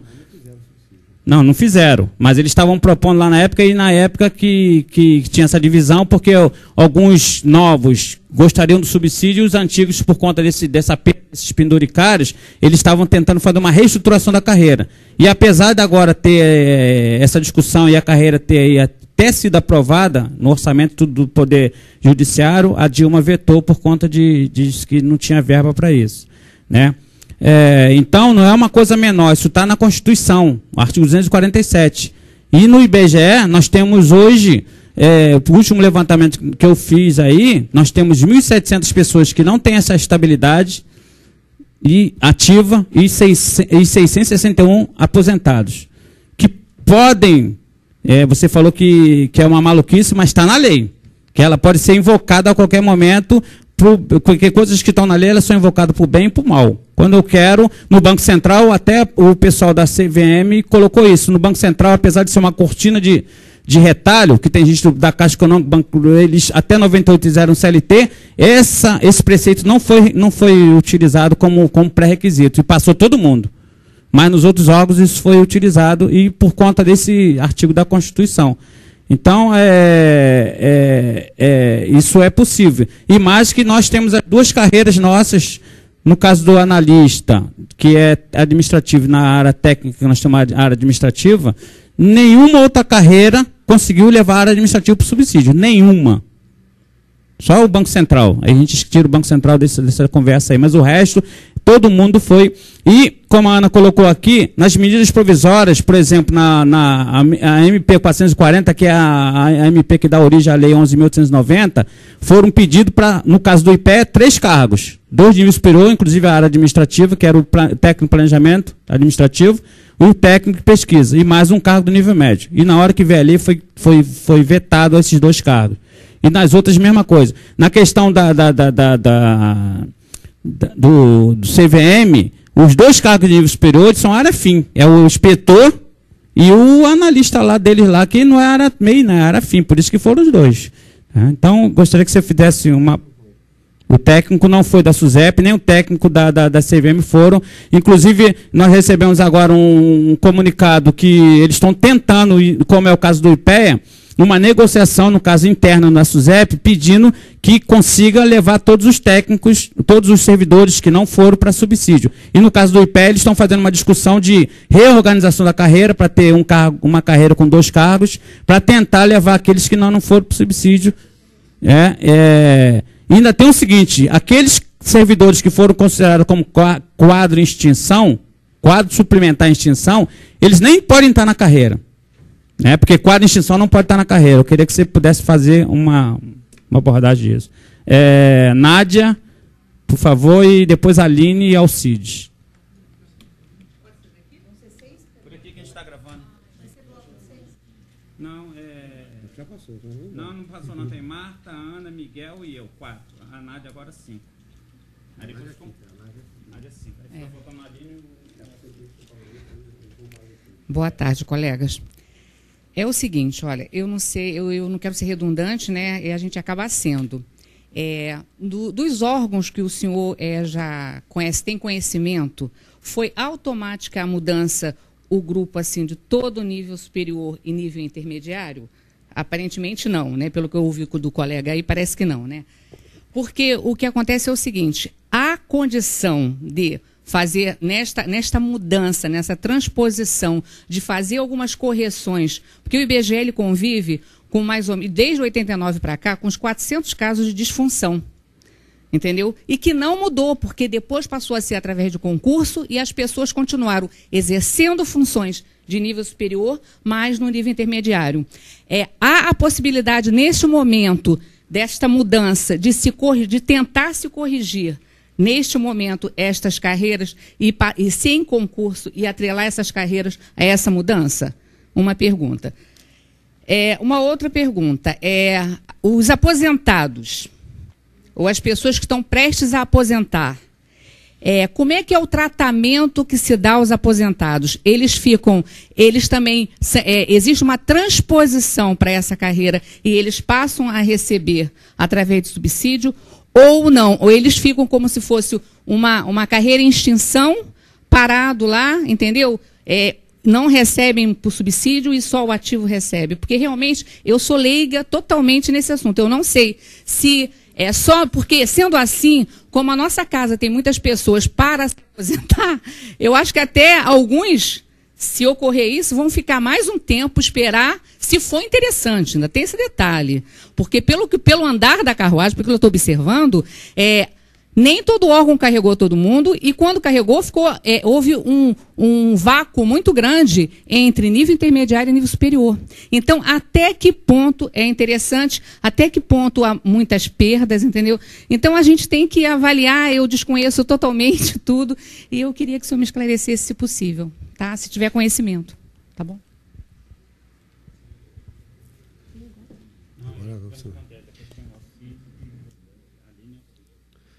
De fato, gente, eu quero recuperar a memória para vocês. Ainda na década de 90, uma secretária parlamentar, ela me procurou porque no estado de Santa Catarina tinha os fiscais de tributos, e os fiscais de tributos do estado de Santa Catarina eram de nível médio. Era uma carreira de nível médio. Alô? Pronto? Melhorou? Eu não quero gritar porque eu tenho trauma com microfonia. Bom, enfim, naquela ocasião, os fiscais de tributos de Santa Catarina tinham conseguido, numa lei, se transformarem de um cargo de nível médio em cargo de nível superior. Aí o Ministério Público entrou com uma ação direta de inconstitucionalidade e a ação direta de inconstitucionalidade foi provida. O Supremo disse que era inconstitucional aquela mudança de um cargo de nível médio, não podia vir ao cargo de nível superior. Essa secretária parlamentar, que trabalhava no gabinete de um deputado lá de Santa Catarina, me procurou, qual é que faz para a gente reverter essa situação? Aí eu disse para ela, é meio difícil, porque a ação direta de constitucionalidade é meio complicado você mudar o que aconteceu na ação direta de constitucionalidade. Mas ninguém tinha feito, nem ninguém fez depois, nem depois que eu fiz isso alguém teve coragem de fazer. Eu montei uma tese de que a ação direta de inconstitucionalidade era uma ação, tinha deixado de ser, depois da Constituição, uma representação, passou a ser uma ação. Como toda ação, caberia, em tese, pelo menos em tese, uma ação rescisória na ação direta de inconstitucionalidade. Aí eu preparei para ela uma ação rescisória em cima dessa ADIM. Estabeleci uma série lá de argumentos nessa ação rescisória e passei para esse pessoal. Esse pessoal não teve coragem de entrar com a ação rescisória, não entraram com essa ação rescisória. Mas, tempos depois, houve uma outra lei no estado de Santa Catarina. Ao invés de alterar o cargo, que era de nível médio, para um cargo de nível superior, esta outra lei fez diferente. Ela passou a exigir como requisito de ingresso no cargo, no mesmo cargo, o nível superior. Alterou o requisito de ingresso, não alterou o cargo. O cargo continuava sendo o mesmo, fiscal lá, não sei o quê, e passou a ser requisito para ingressar naquele cargo, nível superior. Quem já tinha entrado não podia ser alcançado, porque era situação constituída. Esta outra lei sofreu uma ação direta de inconstitucionalidade. Praticamente reproduzindo os argumentos da minha ação rescisória, o relator votou contra a inconstitucionalidade dessa lei. Nessa outra lei, ela foi mantida. Então, foi possível transformar o cargo lá do Estado de Santa Catarina de nível médio e nível superior, e passou e ficou. Depois disso, veio esse caso da Polícia Federal, que fez a mesma coisa, e veio o caso desse cargo lá da Receita Federal, que se fez a mesma coisa. É um caminho tentar, aqui, avançando na discussão que preocupa muito Paulinho, que é uma discussão bastante válida, repensar se existem cargos de nível médio no IPEA. Como eu tenho dito, não existe mais na administração pública. A verdade é que foram extintos os cargos de nível médio na administração pública. A administração pública não comporta mais cargos de nível médio. Mas há um embaraço grande, porque fizeram isso, reconheceram isso no caso lá do agente de Polícia Federal, reconheceram isso no caso lá da Receita Federal, mas não deram. Até hoje, isso já tem bastante tempo, já estamos há uns 10 anos, ainda esse pessoal está sendo remunerado por um subsídio classe Z, não é nem classe B, não, um subsídio classe Z. É uma diferença abismal entre o subsídio lá do auditor e o subsídio desse pessoal. É uma diferença abismal entre o subsídio do delegado e o subsídio do agente de polícia. Não houve até hoje, embora tenha havido essa evolução, essa aproximação. Mas eu acredito que só vai ocorrer depois dessa discussão. Então, me parece, aqui, para ser bastante prático, eu não acredito que, se tivessem vários cargos de apoio e um cargo de área fim, esse risco se correria muito grande. O que aqui é que tem um cargo de apoio e um cargo de área fim. Então, dá para vocês trabalharem, resistirem à eventual discriminação na origem. Ou se enfrenta ou não se enfrenta. Vocês têm como evitar que o cargo A seja tratado desse jeito e o cargo B seja tratado de jeito diferente na origem. Eu acho que parece, volto, insisto, também sendo um pouco chato, que se vocês perderem um pouco da energia que vocês vão ter que ter na discussão de qual vai ser a remuneração final, tentando transformar os cargos A e B num cargo só, vocês vão poder perder algum espaço de tempo na discussão mais central, que é qual vai ser a remuneração do cargo A e do cargo B. Vocês perderão um pouco da energia que vocês precisam dos dois cargos. Eu volto a dizer, se tivesse milhares de cargos de apoio e um cargo só de área fim, seria muito mais razoável que vocês enfrentassem essa discussão. Aqui não há. Ou você vai tratar igual o cargo de apoio e o cargo de suporte, ou você vai tratar diferente. Então, essa discussão já está muito clara. Já está muito clara. Não é preciso transformar o cargo de suporte em cargo de área fim, ou mudar o nome do cargo de suporte, porque já se sabe o que ele é. E já se sabe qual vai ser o tratamento que vai ser concedido. A questão de publicar uma medida provisória diferente da negociação, isso é um risco que se corre na administração pública enquanto não houver, enquanto a gente ainda não tiver meios institucionalizados de negociação coletiva. O atual governo tem procurado ser cioso em fazer os canais, eles procuram reduzir tudo a termo. O atual governo vocês vão pelo menos poder levar ao Congresso, se acontecer, um documento lá reduzido a termo de que o compromisso era este. E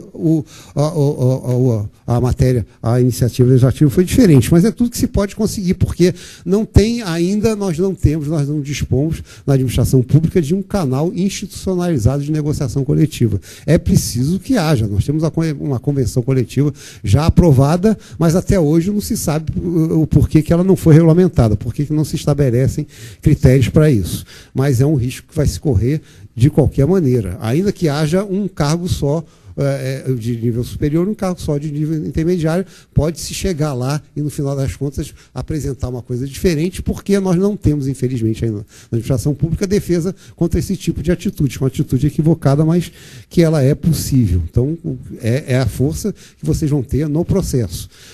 O que eu digo, que eu tentei explicar, é que não adianta muito prevenir, porque vai acontecer. Vocês vão precisar acompanhar isso para e passo. Vocês vão ter a situação concreta e reagir a ela com sucesso ou não. Não adianta tentar evitar que ocorra dificuldade. Ela acontecerá e será superada ou não. Essa que é a verdade. Agora, quanto à questão, aqui eu volto a dizer, Paulo, eu volto a ficar, eu não entendo esse dispositivo. Eu vou pesquisar quem era o consultor legislativo que trabalhou na medida provisória que deu naquela lei, porque isso é uma coisa completamente maluca. Estabilidade era uma coisa que durante muito tempo foi importante, porque assustou muita gente, por uma única razão. A única discriminação do artigo que permite, aí no artigo 247 da Constituição, mas no artigo 243 do regime jurídico da Lei 8.112, a única discriminação a partir do artigo 243 da Lei 8.112, que é possível entre quem tinha estabilidade e quem não tinha, era o sujeito que não tinha estabilidade pode ser mandado embora. O sujeito que tinha não pode, sem um processo administrativo que assegure uma ampla defesa. Mas não teve ninguém que tivesse coragem de mandar o sem estabilidade. Teve um sujeito que tentou fazer algumas mudanças e não foi bem sucedido. O Fernando Collor não teve uma boa memória daquela reforma administrativa que ele tentou fazer, agredindo esse pessoal justamente. E olha que ele estava muito perto. Olha que ele estava muito perto, ele estava bem pertinho dessa realidade. Ainda tinha gente recentemente ingressado, que tinha ingressado sem concurso, muito recentemente.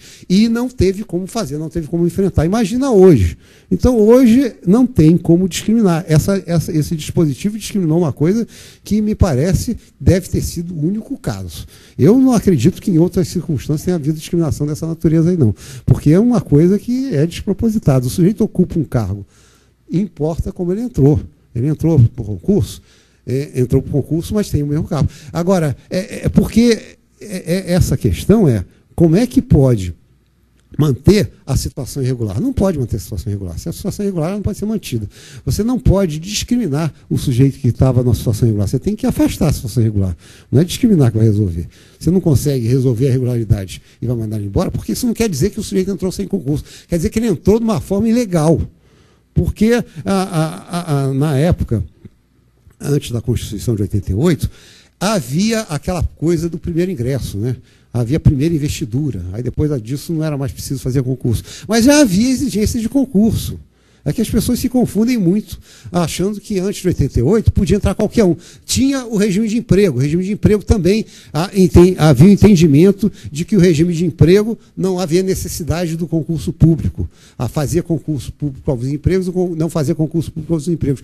Mas isso não transforma a coisa irregular em regular. Se havia a abordagem de que era possível admitir um empregado antes da Constituição de 88 sem concurso, era possível admitir. Se não era possível, é irregular, não podia ter admitido. Não é chegar depois que admitiu o empregado irregularmente, aí anos depois fazer uma regra dizendo que o sujeito que foi admitido contra a lei, esse aí eu congelo, outro eu não congelo. Espera aí.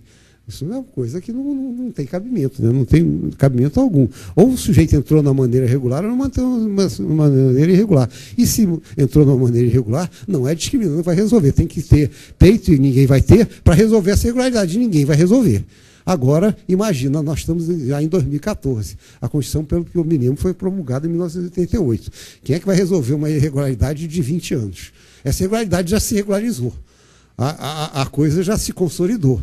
Não tem quem faça entender que não houve uma situação consolidada. Essa irregularidade já não é mais irregular há quase 20 anos. Então já nem irregularidade existe mais. Se você deixou um sujeito que entrou completamente fora da regra, entrou num cargo público, sem concurso, quando a Constituição já exigia, a Constituição antes de 88, concurso público, e agora que você vai querer resolver a situação dele, mandar embora você não vai, porque está na cara que ele está com a situação dele consolidada. Aí você vai pegar e fazer uma regra para discriminá-lo? Não tem cabimento. É uma coisa que tem que ser evitada na origem. A aposentadoria não tem como prejudicar. A aposentadoria no critério de subsídio fica até mais simples. Não tem essa questão da gratificação de desempenho que permite, hoje, ainda uma certa discriminação. O subsídio, pelo contrário, eu até passei ao largo disso, é uma das vantagens do subsídio, é essa uniformização entre a aposentadoria e a situação da ativa. O sujeito que tem um cargo na ativa se transforma em subsídio e vai se transformar em subsídio da maneira como o servidor da ativa foi enquadrado. Era padrão tal, o subsídio é padrão tal, aquele vai ser o subsídio do aposentado e vai ficar como um subsídio. Então não tem como discriminar e até acaba algumas discriminações que são produzidas pela gratificação de desempenho. E aí, eu queria encerrar essa discussão, porque se vocês têm aqui um quadro de 74% de nível médio, isso é uma discussão importante. É uma discussão relevante que tem que ser enfrentada. Eu volto a dizer, eu sou uma pessoa que tem um cargo lá que é extremamente complicado e que meu concurso é extremamente complexo. Eu não tenho essa coisa de que, porque o sujeito é de nível médio não já fazia nada. Tem que fazer, porque vai fazer o que é preciso fazer. A gente tem essa presunção de querer controlar a realidade fática pela lei. A lei não controla a realidade fática, ela se adapta a ela. Então não tem como se ficar imaginando que agora, depois se produzir, inclusive, depois a Constituição é muito culpada disso, na medida em que ela transformou os critérios de ingresso à administração pública mais rigorosos, ou seja, antes você podia entrar no cargo de nível médio e ascender a um cargo de nível superior dentro da administração pública. Hoje não pode mais. Ela criou esse filtro, ela criou essa situação em que as pessoas cada vez mais qualificadas vão exercendo o nível médio. Eu acho que isso é saudável, porque me parece que é uma coisa interessante que os servidores públicos para fazer atividade de administração pública sejam realmente pessoas qualificadas e que a tarefa menos qualificada da administração pública seja terceirizada. Eu acho mais razoável isso é uma coisa mais lógica de se fazer. É uma coisa meio assim maluca se ficar fazendo concursos públicos que são extremamente onerosos para admitir pessoas desqualificadas. Eu não entendo muito bem isso e acho muito saudável que servidores públicos façam um concurso público. Acho que essa que é a regra do jogo mesmo. Se é possível terceirizar na iniciativa privada atividades que são menos complexas, por que não na administração pública? Acho que a administração pública não precisa ficar... e se não terceiriza, trata o sujeito como tem que tratar. Encara e admite que a realidade mudou e trabalha com essa mudança da realidade. O servidor público passou a ser caro, ele é caro, porque ele é qualificado. A administração pública tenta ter um sujeito qualificado barato. Na iniciativa privada tem várias pessoas baratas, nenhuma delas qualificada. Porque quem é qualificado não é barato. Se você quer qualificar sua mão de obra, você vai pagar por isso. Se você não quer pagar por isso, você desqualifica. Mas se desqualificar não é uma vantagem para ninguém. Essa é uma coisa que não me parece muito fácil de contestar. Agora, não é uma discussão que vá ser travada pelo critério de subsídio ou não subsídio. É uma discussão mais... Vocês estão me falando. E aí você tem razão, viu, Paulo? Realmente eu me equivoquei. Realmente a CVM, o técnico, não é. E na SUSEP também não é. Esses caras que entraram no subsídio a nível médio tiveram que se transformar em superior. Vocês estariam, talvez, mas não resolveram todo o problema deles. O técnico Banco Central é o único de nível médio que conseguiu ingressar no nível superior. Mas ele também, pelo que eu me lembro, tem uma diferença bastante pronunciada entre o analista do Banco Central e o técnico do Banco Central. A diferença de subsídio entre eles é bastante... Veja que esse foi o único que conseguiu entrar, mas não conseguiu resolver. Essa é uma discussão que eu acho que todas as categorias de nível médio deviam travar de uma maneira mais consistente e avançar mesmo, porque eu nunca entendi maioria prejudicada. A maioria não pode ficar prejudicada, a maioria tem que ganhar. A maioria sempre me parece na democracia aquilo que é o predominante, né? Infelizmente, por causa de uma cultura muito assim, defasada, você criou essa coisa, esses dois segmentos, um nível superior e os outros. Agora está se querendo fazer isso de novo com essa história do subsídio e os outros. A gente está meio que embarcando nessa questão, mas está trazendo para dentro do subsídio essa outra, essa é a memória dessa discriminação entre o nível superior e o nível médio.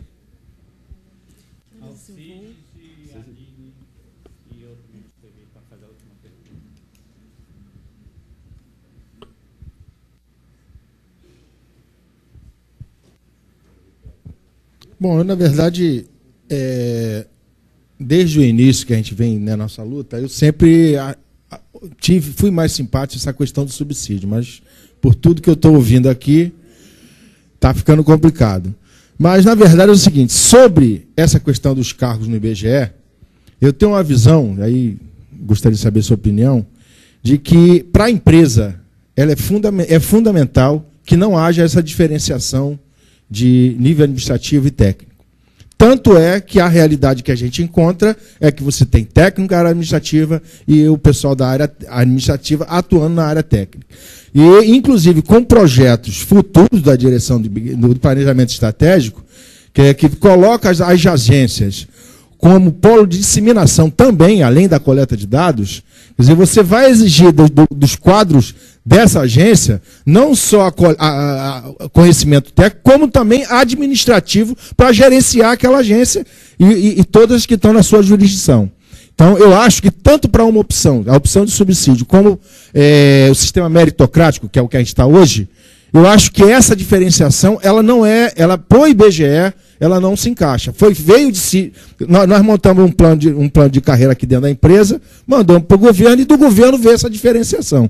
Mas eu acho que esse é o momento de você voltar com a mesma, seja propondo subsídio ou mantendo esse sistema meritocrático. Eu acho que, pensando no IBGE, nas atividades do IBGE, essa questão dessa diferenciação, ela não contribui em nada para a empresa. Eu só concordo que isso seria mais um elemento complicador naquilo que que eu acho que é o principal de qualquer um aqui. Se você fizer uma pesquisa entre subsídio ou sistema meritocrático, e mesmo colocando que na questão do subsídio, uma parte pode não ir, mas não ir para o subsídio, deixar isso claro, não ir para o subsídio, mas que vai ter um ganho salarial, eu acho que você na verdade vai ter que buscar uma saída para isso. E a gente está num mato sem cachorro de achar uma proposta que contemple a todos, já esperando que o governo venha com alguma diferenciação. Então, a minha pergunta é, nessa questão dos cargos, eu acho interessante, e queria saber a sua opinião, que em ambas as formas de pagamento, no nosso grupo de trabalho, em consenso com os representantes da empresa, a gente partir para essa unificação de cargo, não num único cargo, que aí eu discordo, que eu acho que isso ia passar para o governo, você está querendo ficar igual o Banco Central, né? Não seria num carro com uma carreira com o superior. Eu acho que manter o que é hoje, só acabando com a diferenciação. Certo? Eu acho que seria a linha que eu acho que dentro do grupo de trabalho ganhar os representantes da direção da empresa para isso, para acabar com isso, já que a mobilidade dentro da empresa ela é necessária para hoje e para o futuro. Certo? Eu acho que era isso que eu queria colocar, que independente dessa questão de como receber, eu acho que isso aí é importante para a instituição e também no dia a dia da empresa.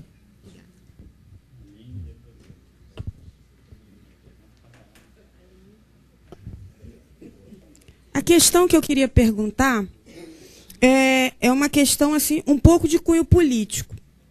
Porque a gente que é funcionário público, a gente acaba travando contato com pessoas que são de outros órgãos, né? E aí eu conheço a gente vê sempre que a luta é sempre para subir um degrau. Eu conheço gente na Dataprev, a Dataprev é seletista, quer passar para a RJU. Eu conheço professor universitário. O professor universitário quer ganhar igual a gente. E eu conheço gente na Fiocruz, no Inmetro e no INPI, que são órgãos que têm assim, algumas coisas em comum com a gente. E tirando a Fiocruz, que pelo que o pessoal que trabalha lá me fala, quer manter esse sistema que o Alcide chama de meritocrático, dá a impressão que todo mundo quer passar para subsídio.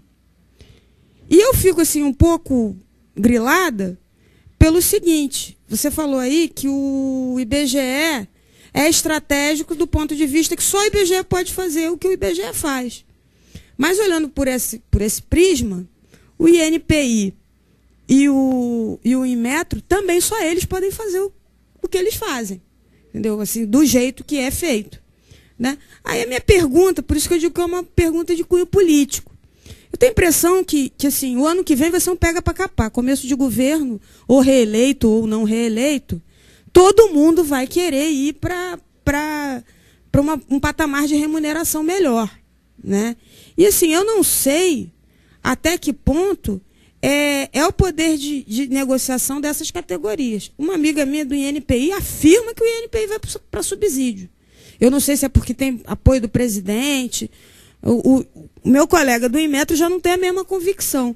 Mas eu fico vendo isso e eu fico me perguntando até que ponto, assim, o governo estaria interessado em passar, de repente, 3 ou 4 novas carreiras para subsídio. Porque, como você disse, o subsídio ele está ali uma faixa que é considerada estratégico. Será que o IBGE realmente está nessa faixa que o governo consideraria estratégica? Essa é a minha pergunta.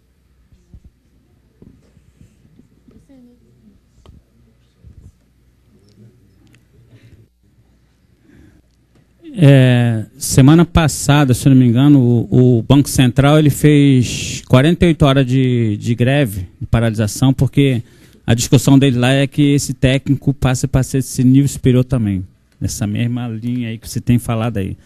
Você falou da questão do subsídio para a questão da aposentadoria, seria a integralidade. Então, como é que fica a questão dos novos servidores a partir da FUNPRESP?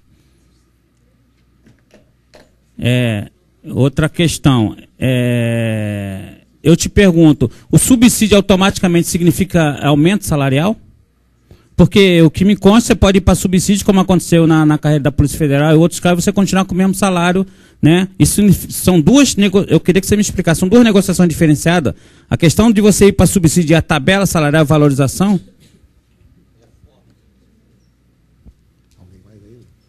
Mas não quer dizer que você tem aumento, você pode passar para subsídio e não tem aumento nenhum. Paulinho, tem mais alguém inscrito? Não, só isso. Completou o bloco? Ou pode Se mais? tiver mais alguém inscrito? Alguém mais quer? É porque ele tem que viajar. Porque a gente não tem muito tempo também. Tá ficando fechado, mas enfim. Ele tem que ir embora. Tem que ir embora. É engraçado, né? Quando a gente estava negociando a carreira do TCU, a nova carreira do Tribunal de Contas da União, havia uma preocupação enorme lá dos servidores, porque eles eram analistas de controle externo. Eles queriam ser o que eles são hoje, auditores federais de controle externo. Queriam ganhar esse título de nobreza que eles não tinham, que eram só analistas, que queriam ser auditores federais.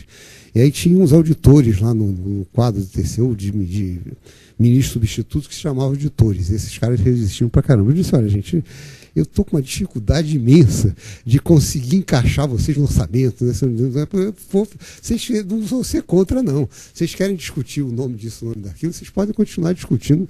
Ah, meu Deus do céu, foi um horror, porque tem metade dos servidores do TCU que quer me matar porque eu fui contra a coisa. Então isso depende muito de vocês, viu, Júnior? Eu vou falar de vocês aqui, porque isso vai depender do sentimento. Se foi importante essa questão de haver uma unificação entre o pessoal de área meio e de área fim, antes de entrar em qualquer critério, seja subsídio, seja qualquer discussão, vocês devem fazer. Se não for, eu acho que vocês devem canalizar energia para aquilo que vocês acham que vale a pena.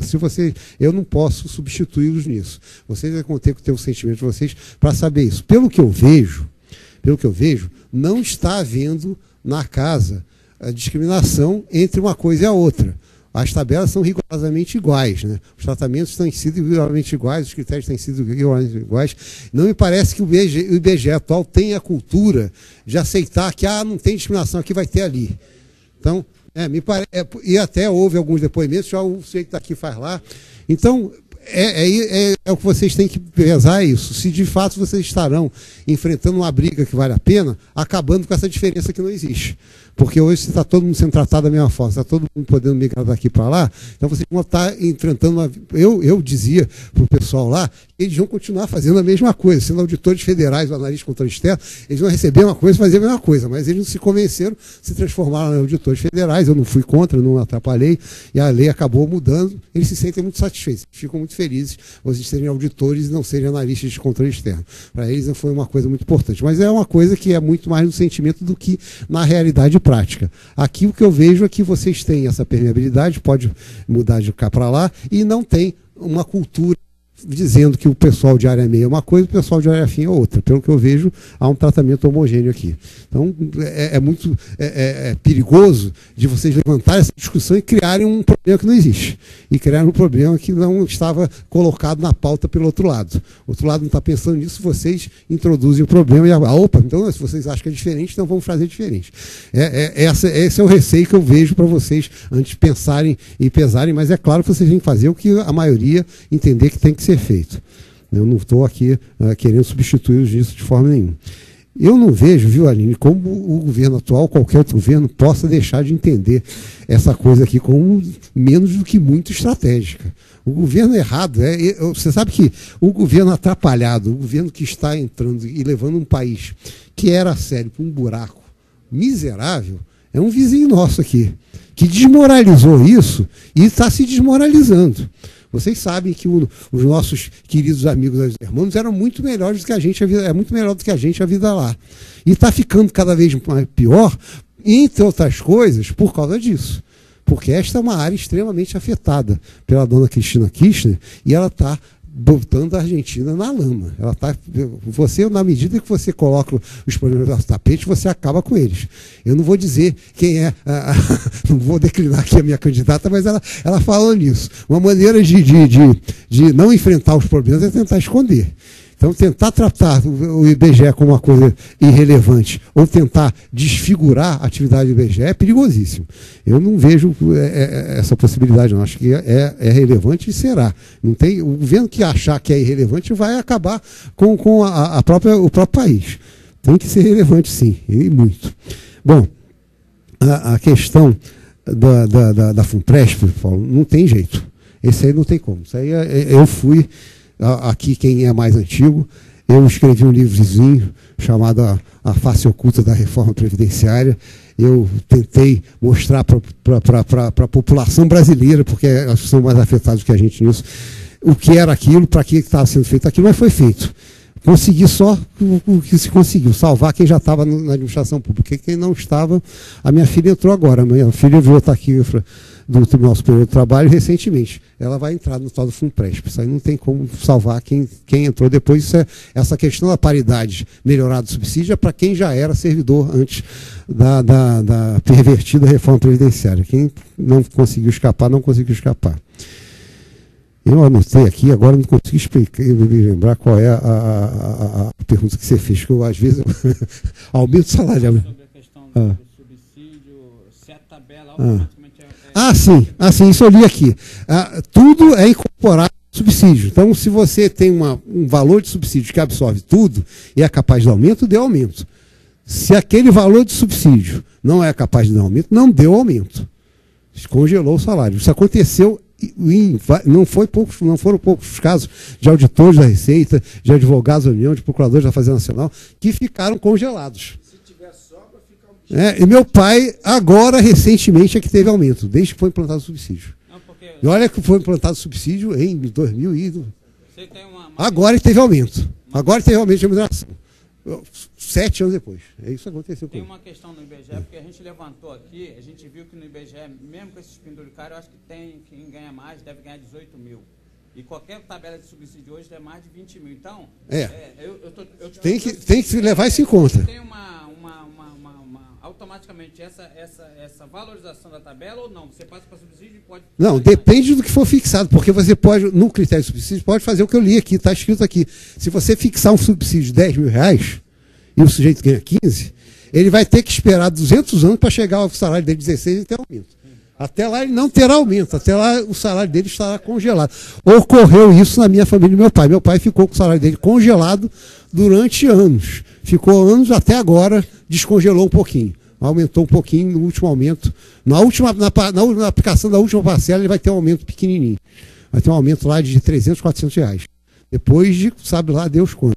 Mas como ele, a minha mãe também ganha bem, não precisa disso. Mas foi um drama isso aí. Isso congela. Isso é um risco que tem que ser levado em conta. Qual é o valor que está sendo estabelecido do subsídio? Porque este valor ele é absolutamente tarado. Ele pega tudo que estiver na frente.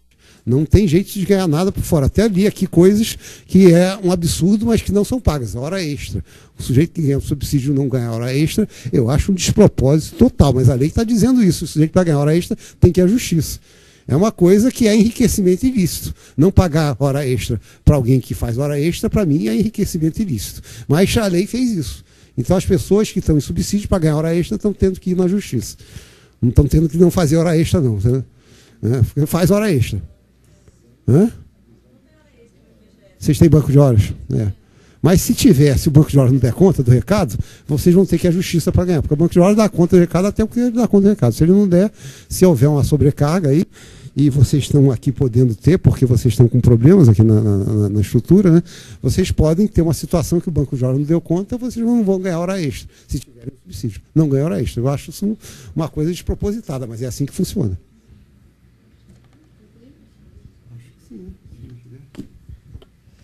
Vamos concluir? Bom, vamos agradecer a presença de todos aqui, todos e todas, né? Agradecer a presença do Magno Melo, que veio lá de Brasília para fazer a palestra para a gente e contribuiu para esse debate, que a gente espera que seja cada vez mais rico, até que a gente chegue a uma conclusão final, num curto espaço de tempo, período de tempo, né? E só lembrando que 8 e 9 nós temos o nosso seminário, em que vão estar presentes representantes das comissões de carreira dos núcleos sindicais.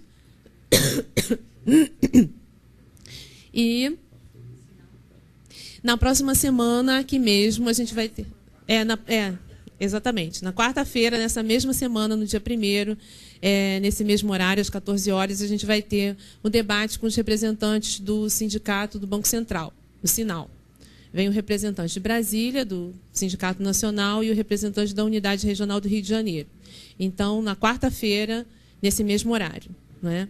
E lembrando que, como a gente falou no início da palestra, a Ana lembrou, a gente hoje tem uma internúcleos e vai debater um ato que a gente pretende realizar nessa semana, provavelmente na quarta-feira. Né? Esse é um indicativo, né, em defesa da instituição, tendo em vista os ataques que temos sofrido por conta do erro da PNAD. Então, a gente fica atento a essas datas e a gente se vê novamente na quarta-feira. Tá bom?